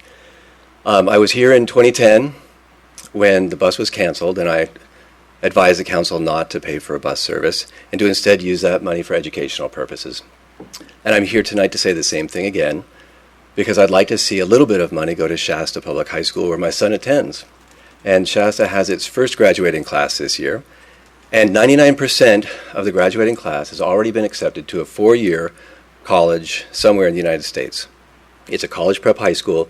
It's an excellent school, and it's much closer than either of the Pacifica schools. Thank you. Thank you. Okay. Okay, so moving on to item B under old business. Receive update on the referendum petition against ordinance number 614 and take action. Staff report, please. Mayor, members of the council, earlier this year, the council adopted ordinance 614 to comply with state law about bringing the municipal elections into even-numbered years.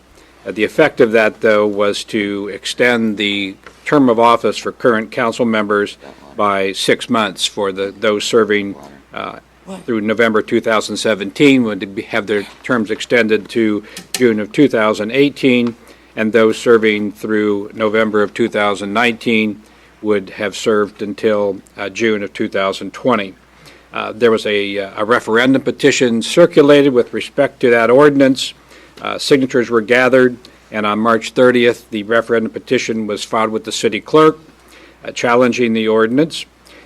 The city clerk provided those petitions to the San Mateo County Registrar of Voters to determine whether or not an adequate number of signatures under the election code had been obtained.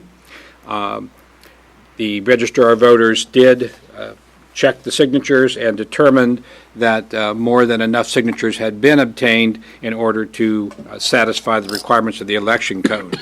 As a result of that, the matter now is back in front of you to, number one, to accept the certificate of sufficiency that the petition does have the right number of signatures, and then there's sort of a decision tree the council have to make.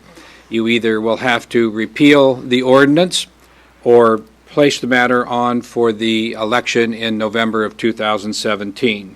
If the council decides to repeal ordinance number 614, then the staff is asking direction whether the council wants us to bring back another ordinance that would extend the term of office for city council members for either 5 or 3 years in order to bring the municipal code's elections cycle into compliance with state law. The council doesn't necessarily have to do that at this point.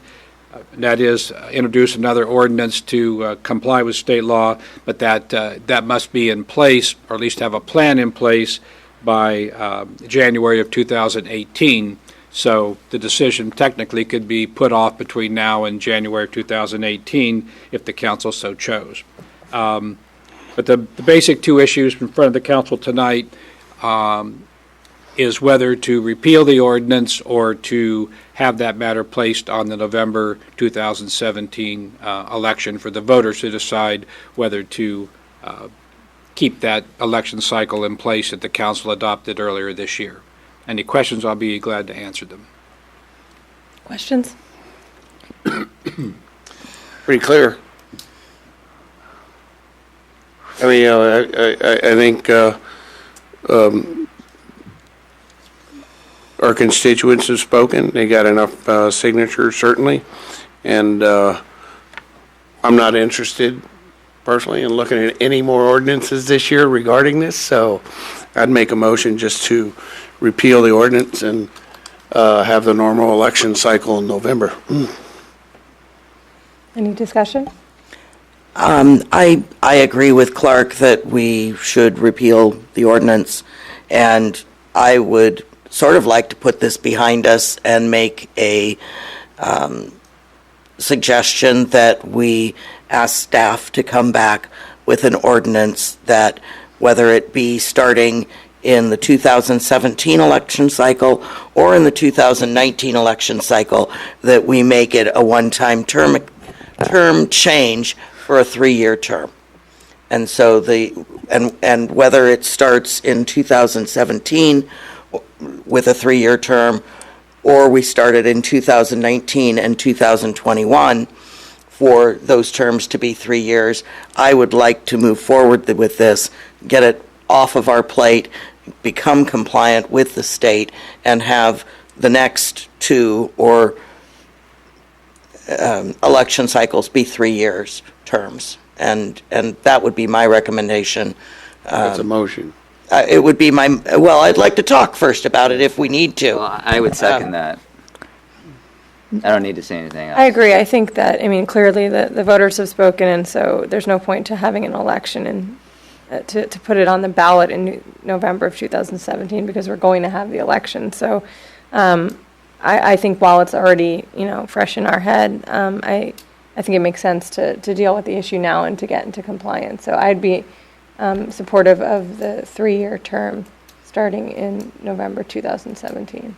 Yeah, I'd like to see this. I'd like to try and do it for this election if we can. I don't know if we're too late, but I've always wanted the 3-year versus the 5.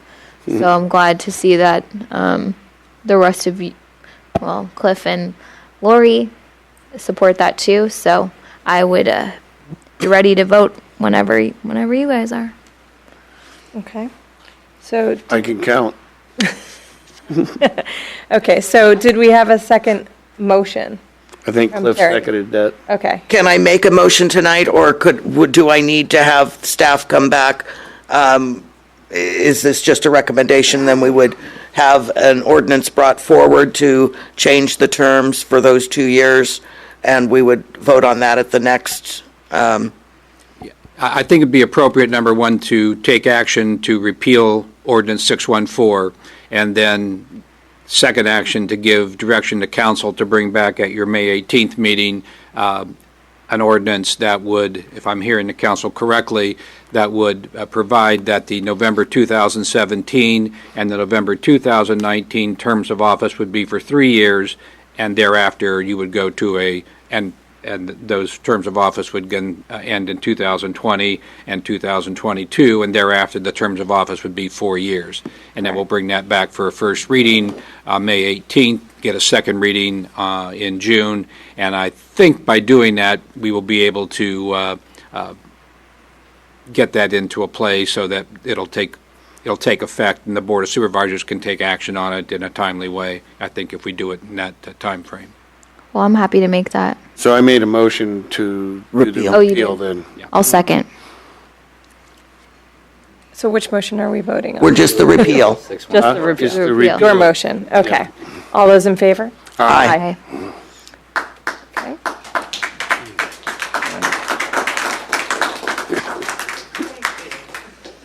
Okay. Okay, so Terry, then you had a motion? We don't get applauded much. I don't. Funny. I think that we're just asking staff, not a motion, but we're asking staff to come back with an ordinance at the next meeting. For a 3-year term. Yeah, For a 3-year term. I thought you said that the council should have a second motion, but we don't need to do that. Just we want to provide. If there's consensus, that's where the council wants to go. We'll follow that. Necessary. Yeah, okay, that's fine. Okay. Okay, moving on to public hearing, item A. Consider introduction of ordinance 617 to amend zoning text to chapters 17.02, 17.06, 17.08, 17.10, 17.12, 17.16, 17.18, 17.19, and to add new chapter 17.33 to Title 17 zoning of the Brisbane Municipal Code to define and regulate personal cultivation of medical cannabis by qualified patients and caregivers and medical cannabis caregivers. Add new Chapter 8.12 to Title 8 Health and Safety to adopt performance standards for personal cultivation of medical cannabis. Staff report, please. Yes, thank you. Honorable Mayor, members of the council. In early 2016, the council considered some of the local implications of the state medical marijuana or cannabis business regulations that were enacted in 2015. And following extensive discussion, the council directed the Planning Commission to initiate series of code amendments. The Planning Commission earlier this year, February 2017, considered and recommended approval of a series of zoning text amendments. In summary, they do several things. One is to define new terms and amend definitions of business or terms related to personal medical cannabis cultivation and medical cannabis businesses, which includes an express prohibition on dispensaries. Then in terms of regulating personal cultivation of medical cannabis in residential zones, a series of amendments to identify personal cultivation as a permitted accessory use in all residential zones, subject to some performance standards, which I'll discuss later. Thirdly, to amend several of the commercial zoning districts, SCRO 1, SPCRO, and TC district, to allow certain medical cannabis businesses related to things like warehousing, processing, testing, etc. And those are subject to either conditional use or by right, depending on the zone and the specific use. And lastly, to adopt a new set of zoning regulations requiring performance standards and application requirements for new medical cannabis businesses. So in terms of regulate their operations, so that the police department can understand who's operating these businesses, the licensing they have from the state, et cetera, et cetera. And then lastly, there are a series of amendments to Title VIII, which is the health and safety provisions of the municipal code relating to personal cultivation of medical cannabis in residential lots. Specifically, it defines a maximum square footage, an area that can be devoted to personal cultivation, medical cannabis, as well as a maximum number of plants on an eligible property. The size recommendations are maximum size of 100 square feet devoted to medical cannabis, and an overall cap of 50 plants per residence, irrespective of the number of licensed caregivers or patients residing at that residence. So the Planning Commission considered these recommendations, recommended approval in February of this year by a vote of 3-0 and 1 abstention. And with that, staff's recommending the City Council introduce Ordinance 617 this evening. I'll be glad to answer any questions you might have. I have a question. Clark? Yeah. Thank you, John. First question I have is just kind of, I'm just more curious than anything that we had one planning commissioner abstain. What was going on there? He had some concerns about federal law and whether or not, the state provisions for allowing medical marijuana were somehow in conflict with federal law, and whether the city would have some exposure by allowing these kind of businesses consistent with state law. So that was his basis for abstention. Let me ask City Attorney. Can somebody abstain on those grounds? Shouldn't they just be voting no? Yeah. I mean, there really aren't any particularly express guidelines in terms of whether a commissioner or a council member can abstain on a particular item. Generally speaking, if a person abstains, it's often counted toward the yes votes that as a practical matter. Generally, people abstain for a number of different reasons, and I suppose that reason is as good as any. I don't think there's really any guidelines in terms of when a person can abstain. It's not like having a conflict of interest where you have to abstain in the matter. Well, let me ask you, if 3 members abstain, would that mean yes? Given that explanation? Yeah. It has certainly happened that way, where there's 2 yes votes and 3 abstains. It's the sort of the rules of procedure say that those abstentions count toward whoever has the majority of the votes. It's like nolo contendere, huh? Yeah, so not exactly that, but Doesn't happen very often, but from time to time, a planning commissioner or a council member will decide to abstain, and it usually doesn't have any particular bearing on the outcome of the vote. Okay. John, and maybe you and the chief can explain this one to me, the new math. I don't understand this. It says the allowed number, this is on the second page of the actual ordinance.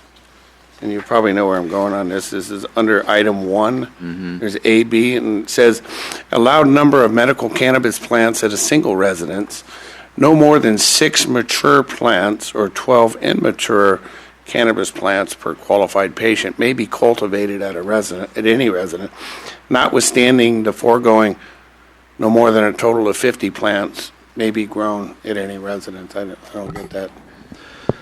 Well, I think the way if you had multiple card holders or patients residing, then they'd be allowed to go 6 or 12 per, but the police department did want to put a total cap per resident. So if you had 8 people, each who had a card for a certain number of plants, the recommendation is still cap the total number of plants. I see. So, but this isn't, so this is strictly to patients who live in a residence, not a caregiver. It also applies to caregivers, yes. As well. I thought the caregiver was being phased out. So it's something that caregivers are no longer, that getting rid of that law. I think that's a separate. I'm not aware. That's a separate question I have that relates to that also. Yeah, that part I understand, but the caregiver part I don't. Especially when you have 100 square foot per residence. Is that resident or residence? That'd be on a per lot basis. Per lot. Residence. Okay. Yes. So 100 square foot is basically 10 foot by 10 foot. I don't, even if you had 6 patients there, I don't know how you could have that many plants if you're, you know what I mean? That it doesn't make sense to me, the math. Like you can't fit 50 plants in 100 square feet. Is that what you're saying? That's what I'm. You can't. I mean, you can't get 50 tomato plants in 100 square feet. Or corn. I guess you use corn. I went on the internet and looked this up. I think we got that number. We had some sample policies that were brought forward about a year ago when we brought this forward, and we thought that would be a comparable number.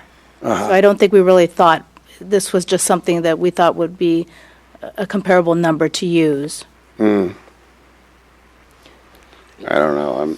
I thought when we were addressing this, there was a concern of having the grow houses, and the council, as a whole, wasn't against medical marijuana or having caregivers provide the medical marijuana, but it was just the amount of plants that could be grown in one home. And so I agree. When I saw the 50 plants, I was shocked. To me, that doesn't seem like an appropriate amount in someone's residential neighborhood. So, well, I don't know how you can get 50 plants. You couldn't. It just doesn't. I don't know how you can get it. I mean, if it's 100 square feet, yeah. Yeah. So I mean, so Chief Macias, I don't know what the council had said during that last public hearing in regards to it before we sent it to the planning commission, but I thought it was one person could grow the 6 mature and the 12 immature cannabis plants, and that a caregiver could only have one patient and have those same guidelines. Well, we could certainly change that, but I think the concern was having the the two there's two incidents that we had where we had a house with a caregiver that had multiple patients. So we had the entire house was full of the marijuana plants. So I'm not really, I can't recall, I wish I could recall how we came up with that number, but I just thought, I remember having a discussion, and that number was something we came up with. So we can certainly change the number at council's pleasure. Okay. Yeah, I'll wait for the council discussion. I mean, we're going to hear from the public. Yeah, probably will. So I have one question, and this might be for the city attorney. When we were discussing this, it was, 2 weeks before the election, where California voted to make recreational marijuana legal. And as I understand it, that's happened, and California has now introduced recreational marijuana. And again, I think we're sort of jumping the gun, or we're a day late in trying to enact medical regulations when most of these things are legal now under recreational. And while some of those guidelines haven't been fleshed out as far as medical licenses and distribution and all those other things, I think that if we're going to do an ordinance, we should address the recreational, because I think now it's a law that anyone who doesn't, as long as they're over 21, can do the same thing that a caregiver could give. And no one needs to have a medical marijuana card to grow their 6 plants and have their 12 little plants, and that we are just listing this for medical when we should be doing it, if that's our intention, for recreational also, to meet the state guidelines for the new recreational marijuana laws. And I think that none of us and no one in the community wanted a house to become a grow house. And so I think some of the limits that we have here are perfectly appropriate. And I think having a size constraint on how much of your property you can use for your recreational or medical marijuana are appropriate to have. I think that, and it's really, I would like to see recreational in there in this ordinance, and also the lighting the performance sections where they require documentation required isn't going to be, I don't think it's going to be legal anymore to require that documentation, except that you're over 21. And so I think some of the performance standards need to be revised to incorporate the recreational allowances that the state of California has.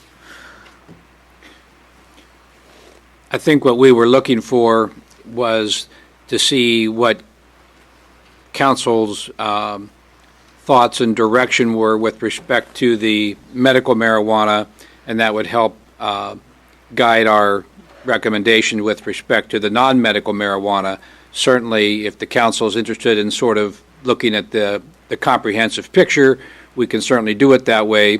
We were just a little concerned about bringing forth land use or other kind of regulations concerning the non-medical marijuana without sort of taking the council's temperature with respect to the medical marijuana. If the council would like us to bring back a comprehensive package that deals with both, we can certainly do that. That's, we're certainly amenable to doing that.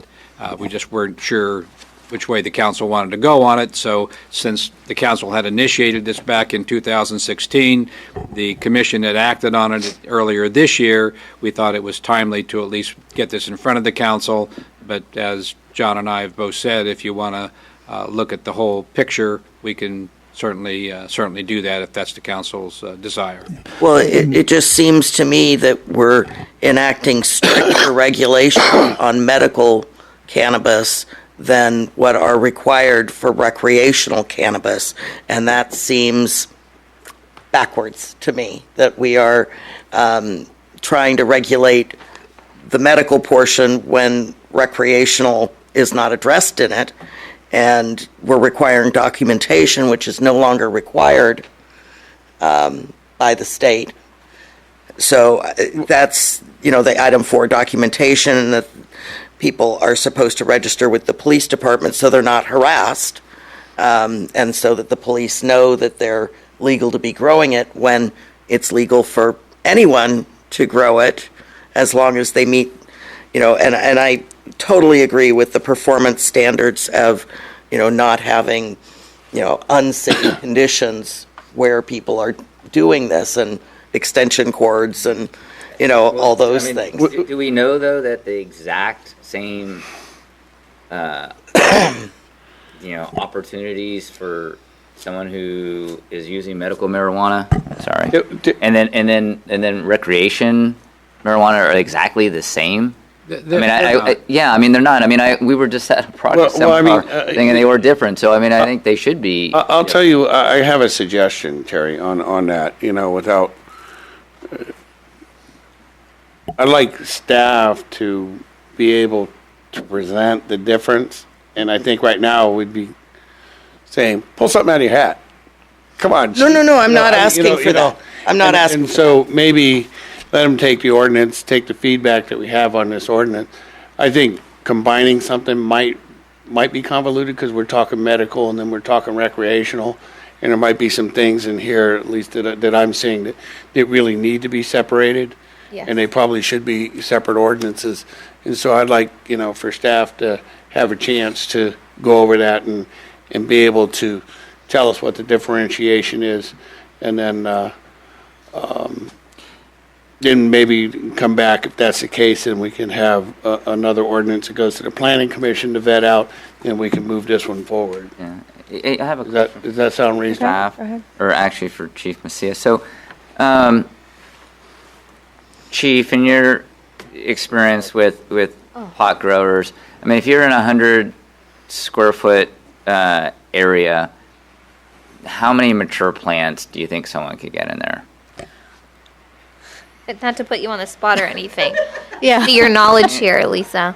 I'm trying. Yes, Clark. I went on the internet and looked. So did I. Would you like to share? Yeah, I did, and they said kind of measure it like corn. There's just like a rule of thumb like corn, but also a lot. Like 2 meters by 2 meters. Is a plant, right? Okay, so could you get more than what you read? Okay. 2 meters by. So could you get more than? You're 6? talking like at least 3 feet, 3 feet, 3 feet. So you're talking maybe 9 at the most. Nine. 9 bonsais, but are you talking about full-grown plants or starting this from seeds? If you were to start full grown. Okay. Because if you're starting from seeds, they're gonna be full grown at some point. At some point they're gonna be full grown, and you can't have So. Yeah. In 100 square feet. You're only going to have 2 or 3 would be probably the max in 100 square feet. And you see some of the stuff that's online, and you'd have one plant that took that whole 100 square feet. So it depends if you're using Miracle Grow or not. So Chief, on that's a new in regards to tree marijuana, what's easier for you to enforce if there was a neighbors that were complaining, people coming in and out, a 100 square foot room area, or the 6 and the 12 plants, and either 6 grown ones or 12 little ones? Me personally, not being good with measurements, would consider more the number of plants. Yes. Okay. All right. Which would be easier to count them, to get a number. Okay. All right. And right now, I think from what I've read, the 6, it's either 6 or 8 that the recreational allows. It's 6, council member. So, yes. And I think staying consistent with what recreational is in our medical marijuana, I think is a good thing. And the only other comment I have is on item 7, from the, other than the having to be a qualified patient, and that goes to the medical versus recreational, is that there shall be, where we saying there's absolutely no evidence, smell, anything. My neighbors grow gardenias and I can smell them. So, it's going to be really hard if we're going with state requirements that item could ever be fully met, no matter what kind of gardening you're doing, whether it's marijuana or anything else, that there's absolutely no pollen or smell or within the state guidelines of recreational marijuana. Okay. It'd be very difficult. So it is a public hearing, so I want to open it up to the public. Is there anyone from the public who would like to speak on this matter? Paul?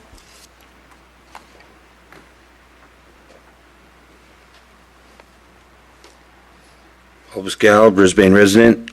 So under the medical cannabis businesses, would that include collaboratives?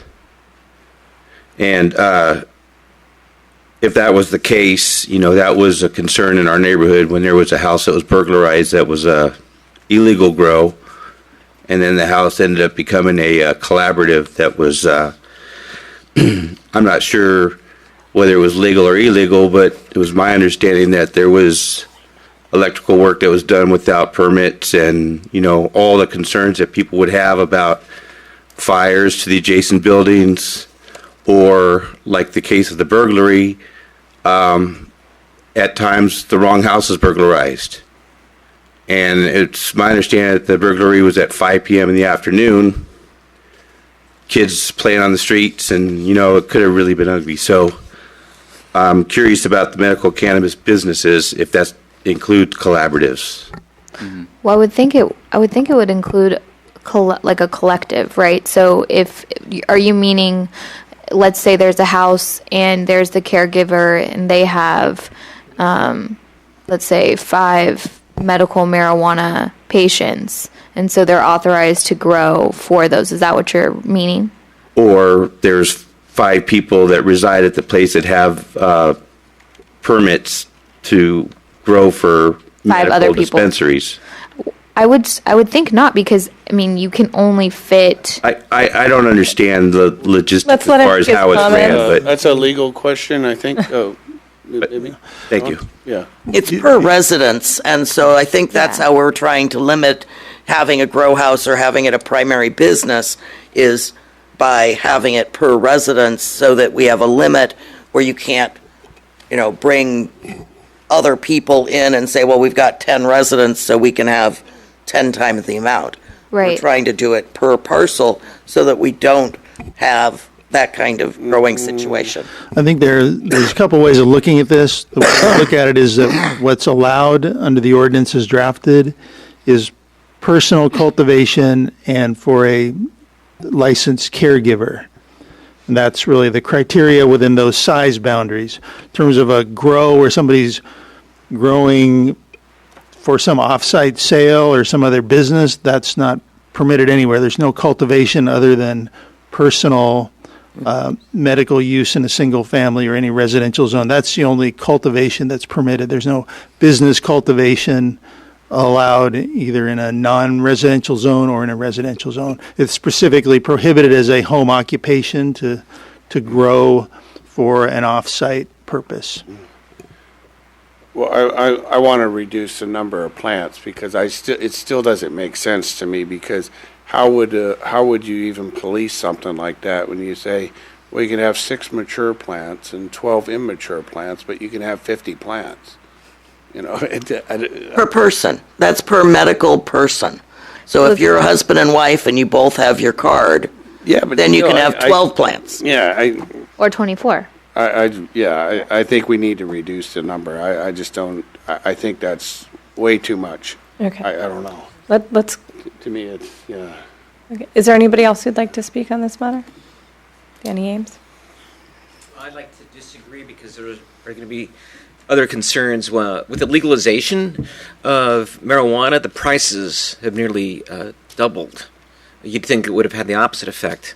I have a family member who, on the McGrill pain chart, is at the top. It's 10, and it's worse than amputation or giving pregnancy. It's really, and the marijuana helps, and it's hit us financially because of the legalization. So, and there's some people that really need to go through it, and other people barely touch it. So I think that's a personal thing, and I'd just like you to weigh that consideration as well. You think 50 plants? I mean, 50. 15 or 50?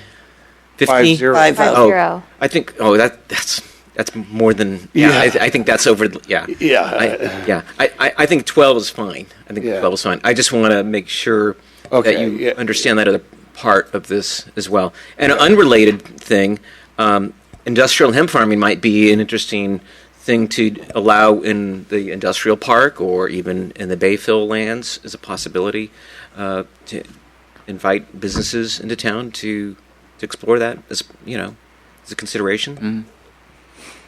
So, thank you. I wrote industrial hemp farming on here. I'll drop it off. Thank you, guys. Thank you. Is there anyone else? Michelle Salmon?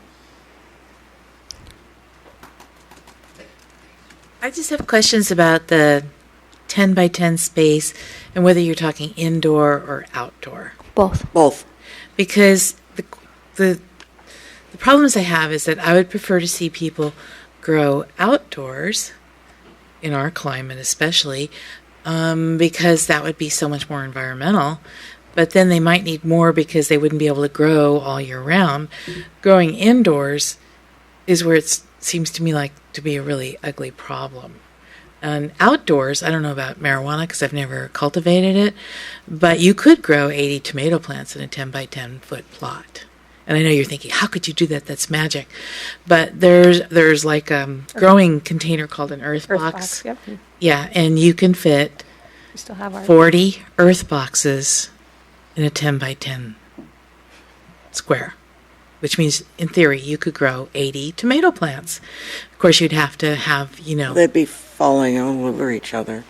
Well, not necessarily, because if you had them structured properly, or Tomatoes. if you had no limitations that they had to be on flat ground, you could also stair step them so that they would get more sun exposure.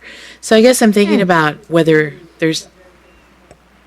Pardon? I said the use of everyone else's marijuana. But it's legal, so who cares? You see my tomatoes, I see your tomatoes. I'm just saying As long as you have a fence. that you Kids should don't. probably make a distinction about what you allow indoor growing versus outdoor growing, because indoor growing is a lot different and a lot more unenvironmental and a lot more dangerous, it would seem to me. So that's all. That's all I have to say. I'm curious if with recreational, because in this ordinance it states that, your neighbors should not be able to view your plants.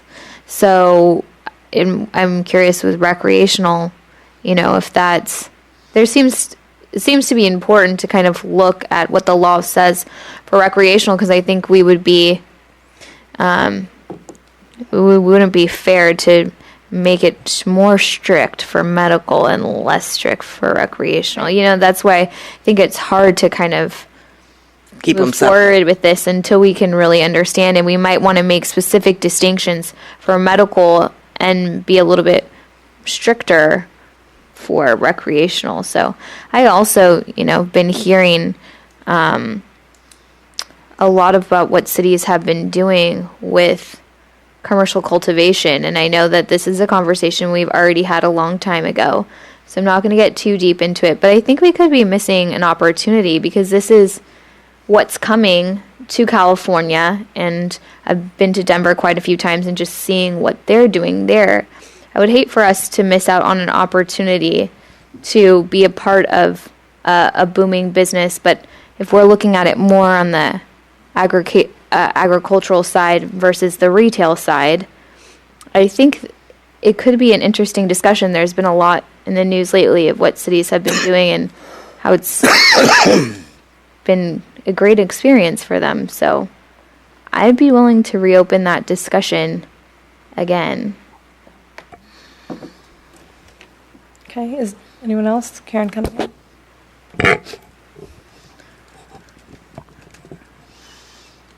Karen Cunningham. One thing that was not made clear in this discussion was the smell. And, you know, the more you think about it, I don't know if you've ever smelt pot in your life, but it's pretty strong. And if we've got it like up against somebody's fence and there's 100 plants there, or even 5 plants or 10 plants, it's really strong. And that was not part of the discussion. Can you add that to part of the discussion? Because, you know, it's skunks these days. You know, the pot in Northern California is so strong. It's, wow, we're driving down Tulare Street and there's 3,000 skunks loose, but it's not. It's just the pot plant. So, you know, can we consider that, please? I think it's in the ordinance. It is. Is it in the ordinance? You're not supposed to be able to smell it, see Well, it. you can smell it. The raw plant? With it being legal, we're going to have a very We're- difficult time We're going to have a really controlling stinky, we're going to have a really stinky town. I'm just saying. That's it's what I'm like- saying. It's important to see what the there is smoking ordinance will still apply. recreational. It's multi-unit housing. Right. Well, no, it's not even the smoking. It's the smell of the growing plants is very, very strong. So at harvest season, you can certainly tell when you're in Chico and driving down the street, you can tell it's harvest season. Yeah. But that's for outdoor growth. I don't know how we address that because, you know, I don't really care what people do, but I hate the smell of it. And It does say it in here in In the ordinance. I know. Okay. I mean, But with it recreational, it's going to be really hard to. Right. Somebody would have to, that's why we would have to create a recreational ordinance that would have odor. I'm not saying we should, but I'm saying it would have odor as one of the things we would be regulating. And I don't know why Under- we're talking about medical marijuana when it's a free-for-all now anyway. So Right. it was kind of an odd thing to have to discuss, but just at a personal level, I hate the smell of stuff. And I think if you were smelling something, you were suspecting that your neighbor was growing, but it was out of sight, then you would file a complaint with the police department, and then they would come and look, and then if you'd be in violation of the ordinance, you would receive either a certain fine or jail time. Just it would be a misdemeanor, right? Depending on. You want to take over, Lisa? You would be, yes, depending on the amount of plants, it could be an infraction and or an administrative citation. But just want to clarify on that number when we're talking about 50, and I don't think there's a clear understanding. So for medical marijuana, you could be given your doctor's a clearance to be able to grow for medicinal purposes based on your illness. Could be an unlimited amount. So that's where the number was. If they have an unlimited number, then the maximum would be that they can grow 50 plants. So just even though we're saying 6 plants, we gave the limit of 50. So if there was a situation where somebody had a personal illness that required them to have more marijuana available for them, that the maximum would be 50, even though there may be an unlimited number based on the doctors. Yeah, we should spell that out clearly then in the ordinance of exactly what that means, because otherwise, you know, it's like, I don't know, what do you mean by that, you know? And, you know, we're talking if it's 6 plants, you know, from what I read, at least what I read on the internet, if it's true, is that, you know, the potential of one outdoor plant can produce 4 pounds of usable marijuana or high-grade marijuana, whatever, you know, the term was.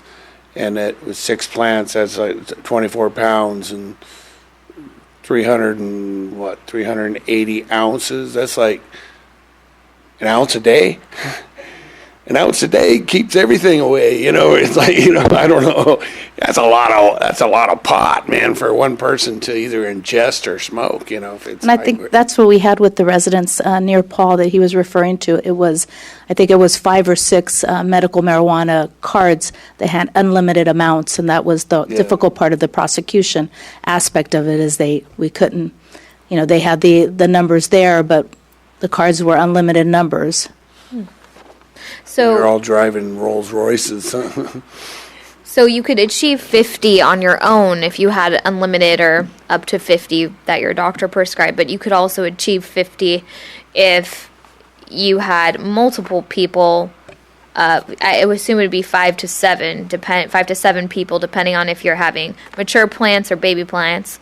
So you'd either need 5 to 7 people to reach that 50-person limit. But even with 100 square foot of growing space, Michelle outlined some interesting creative things you could do to get there, but I would think it would be pretty difficult to even get 50 plants in 100 square feet.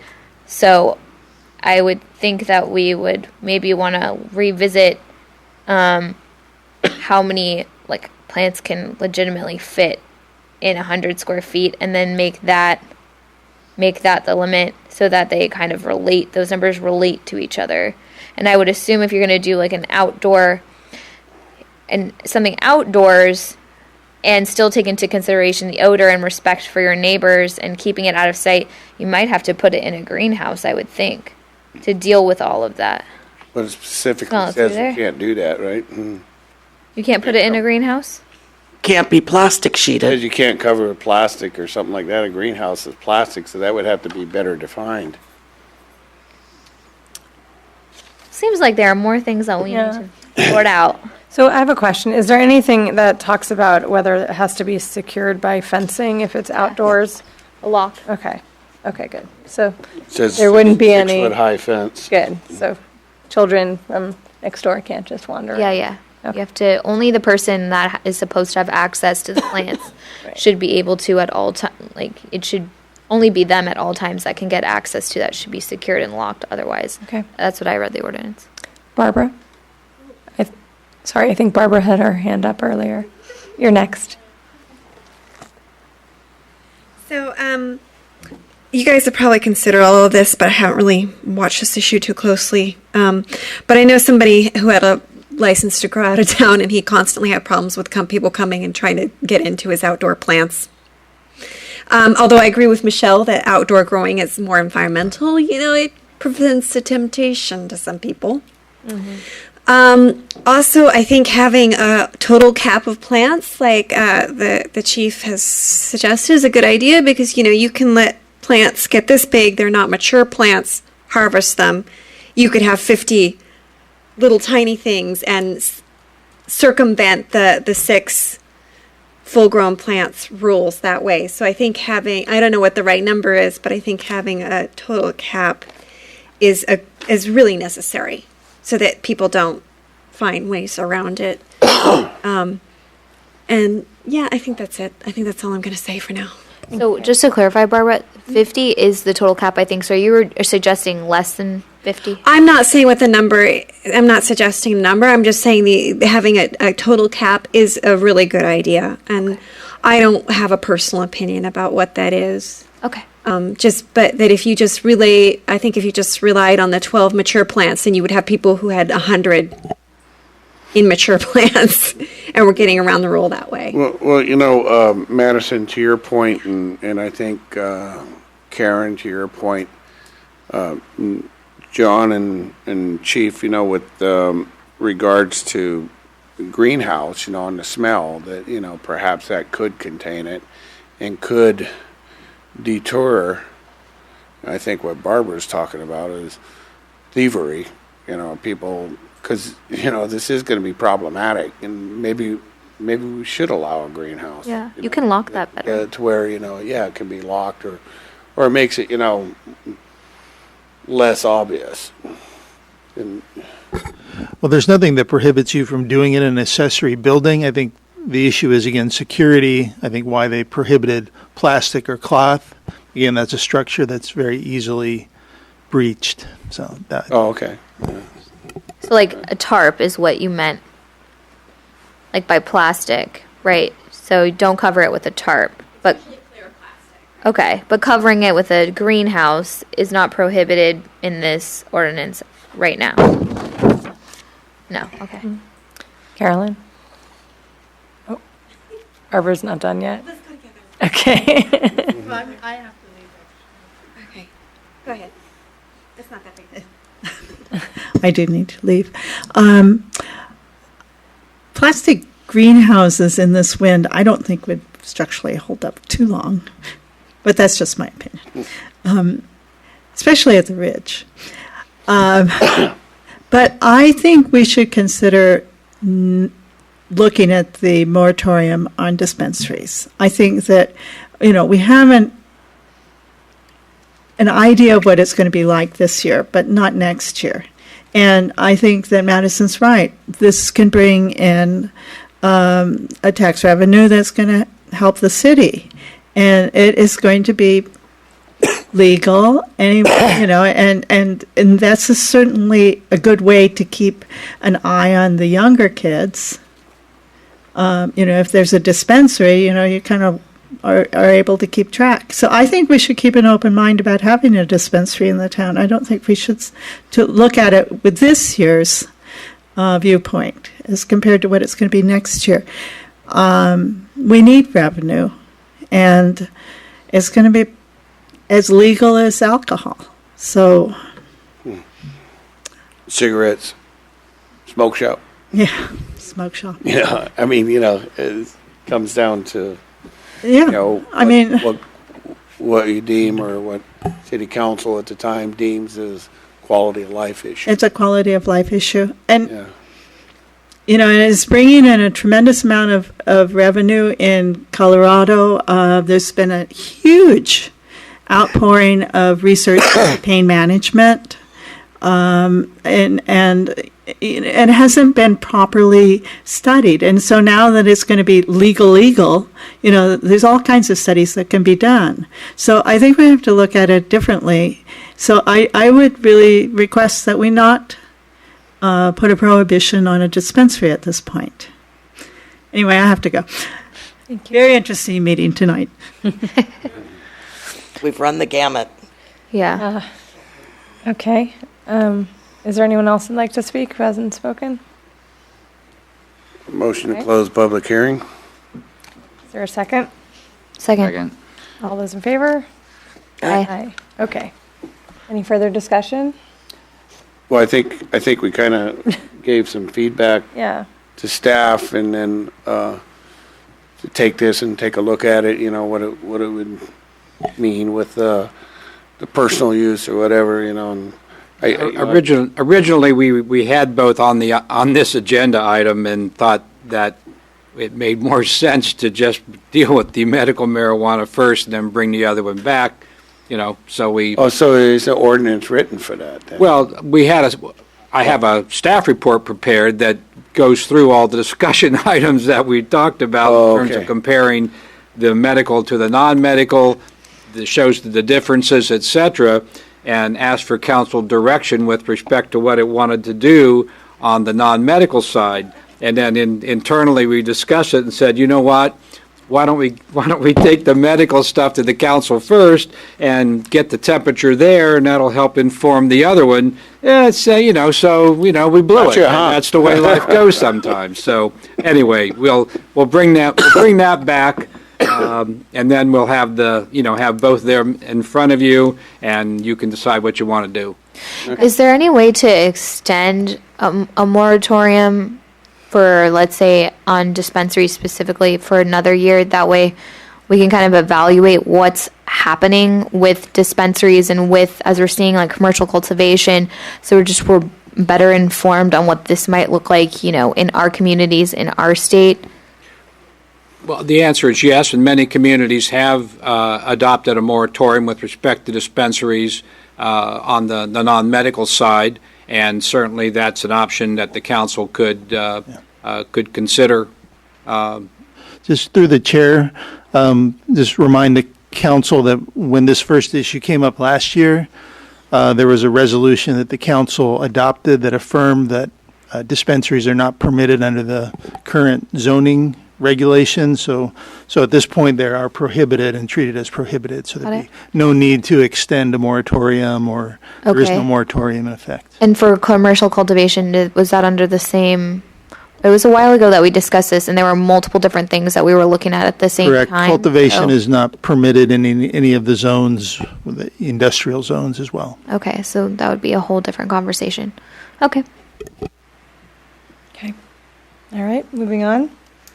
Can I ask that we take a break here for a few minutes, because I think that some of our mayor council member matters are going to take a while? Sure, let's take a 5-minute break. Okay.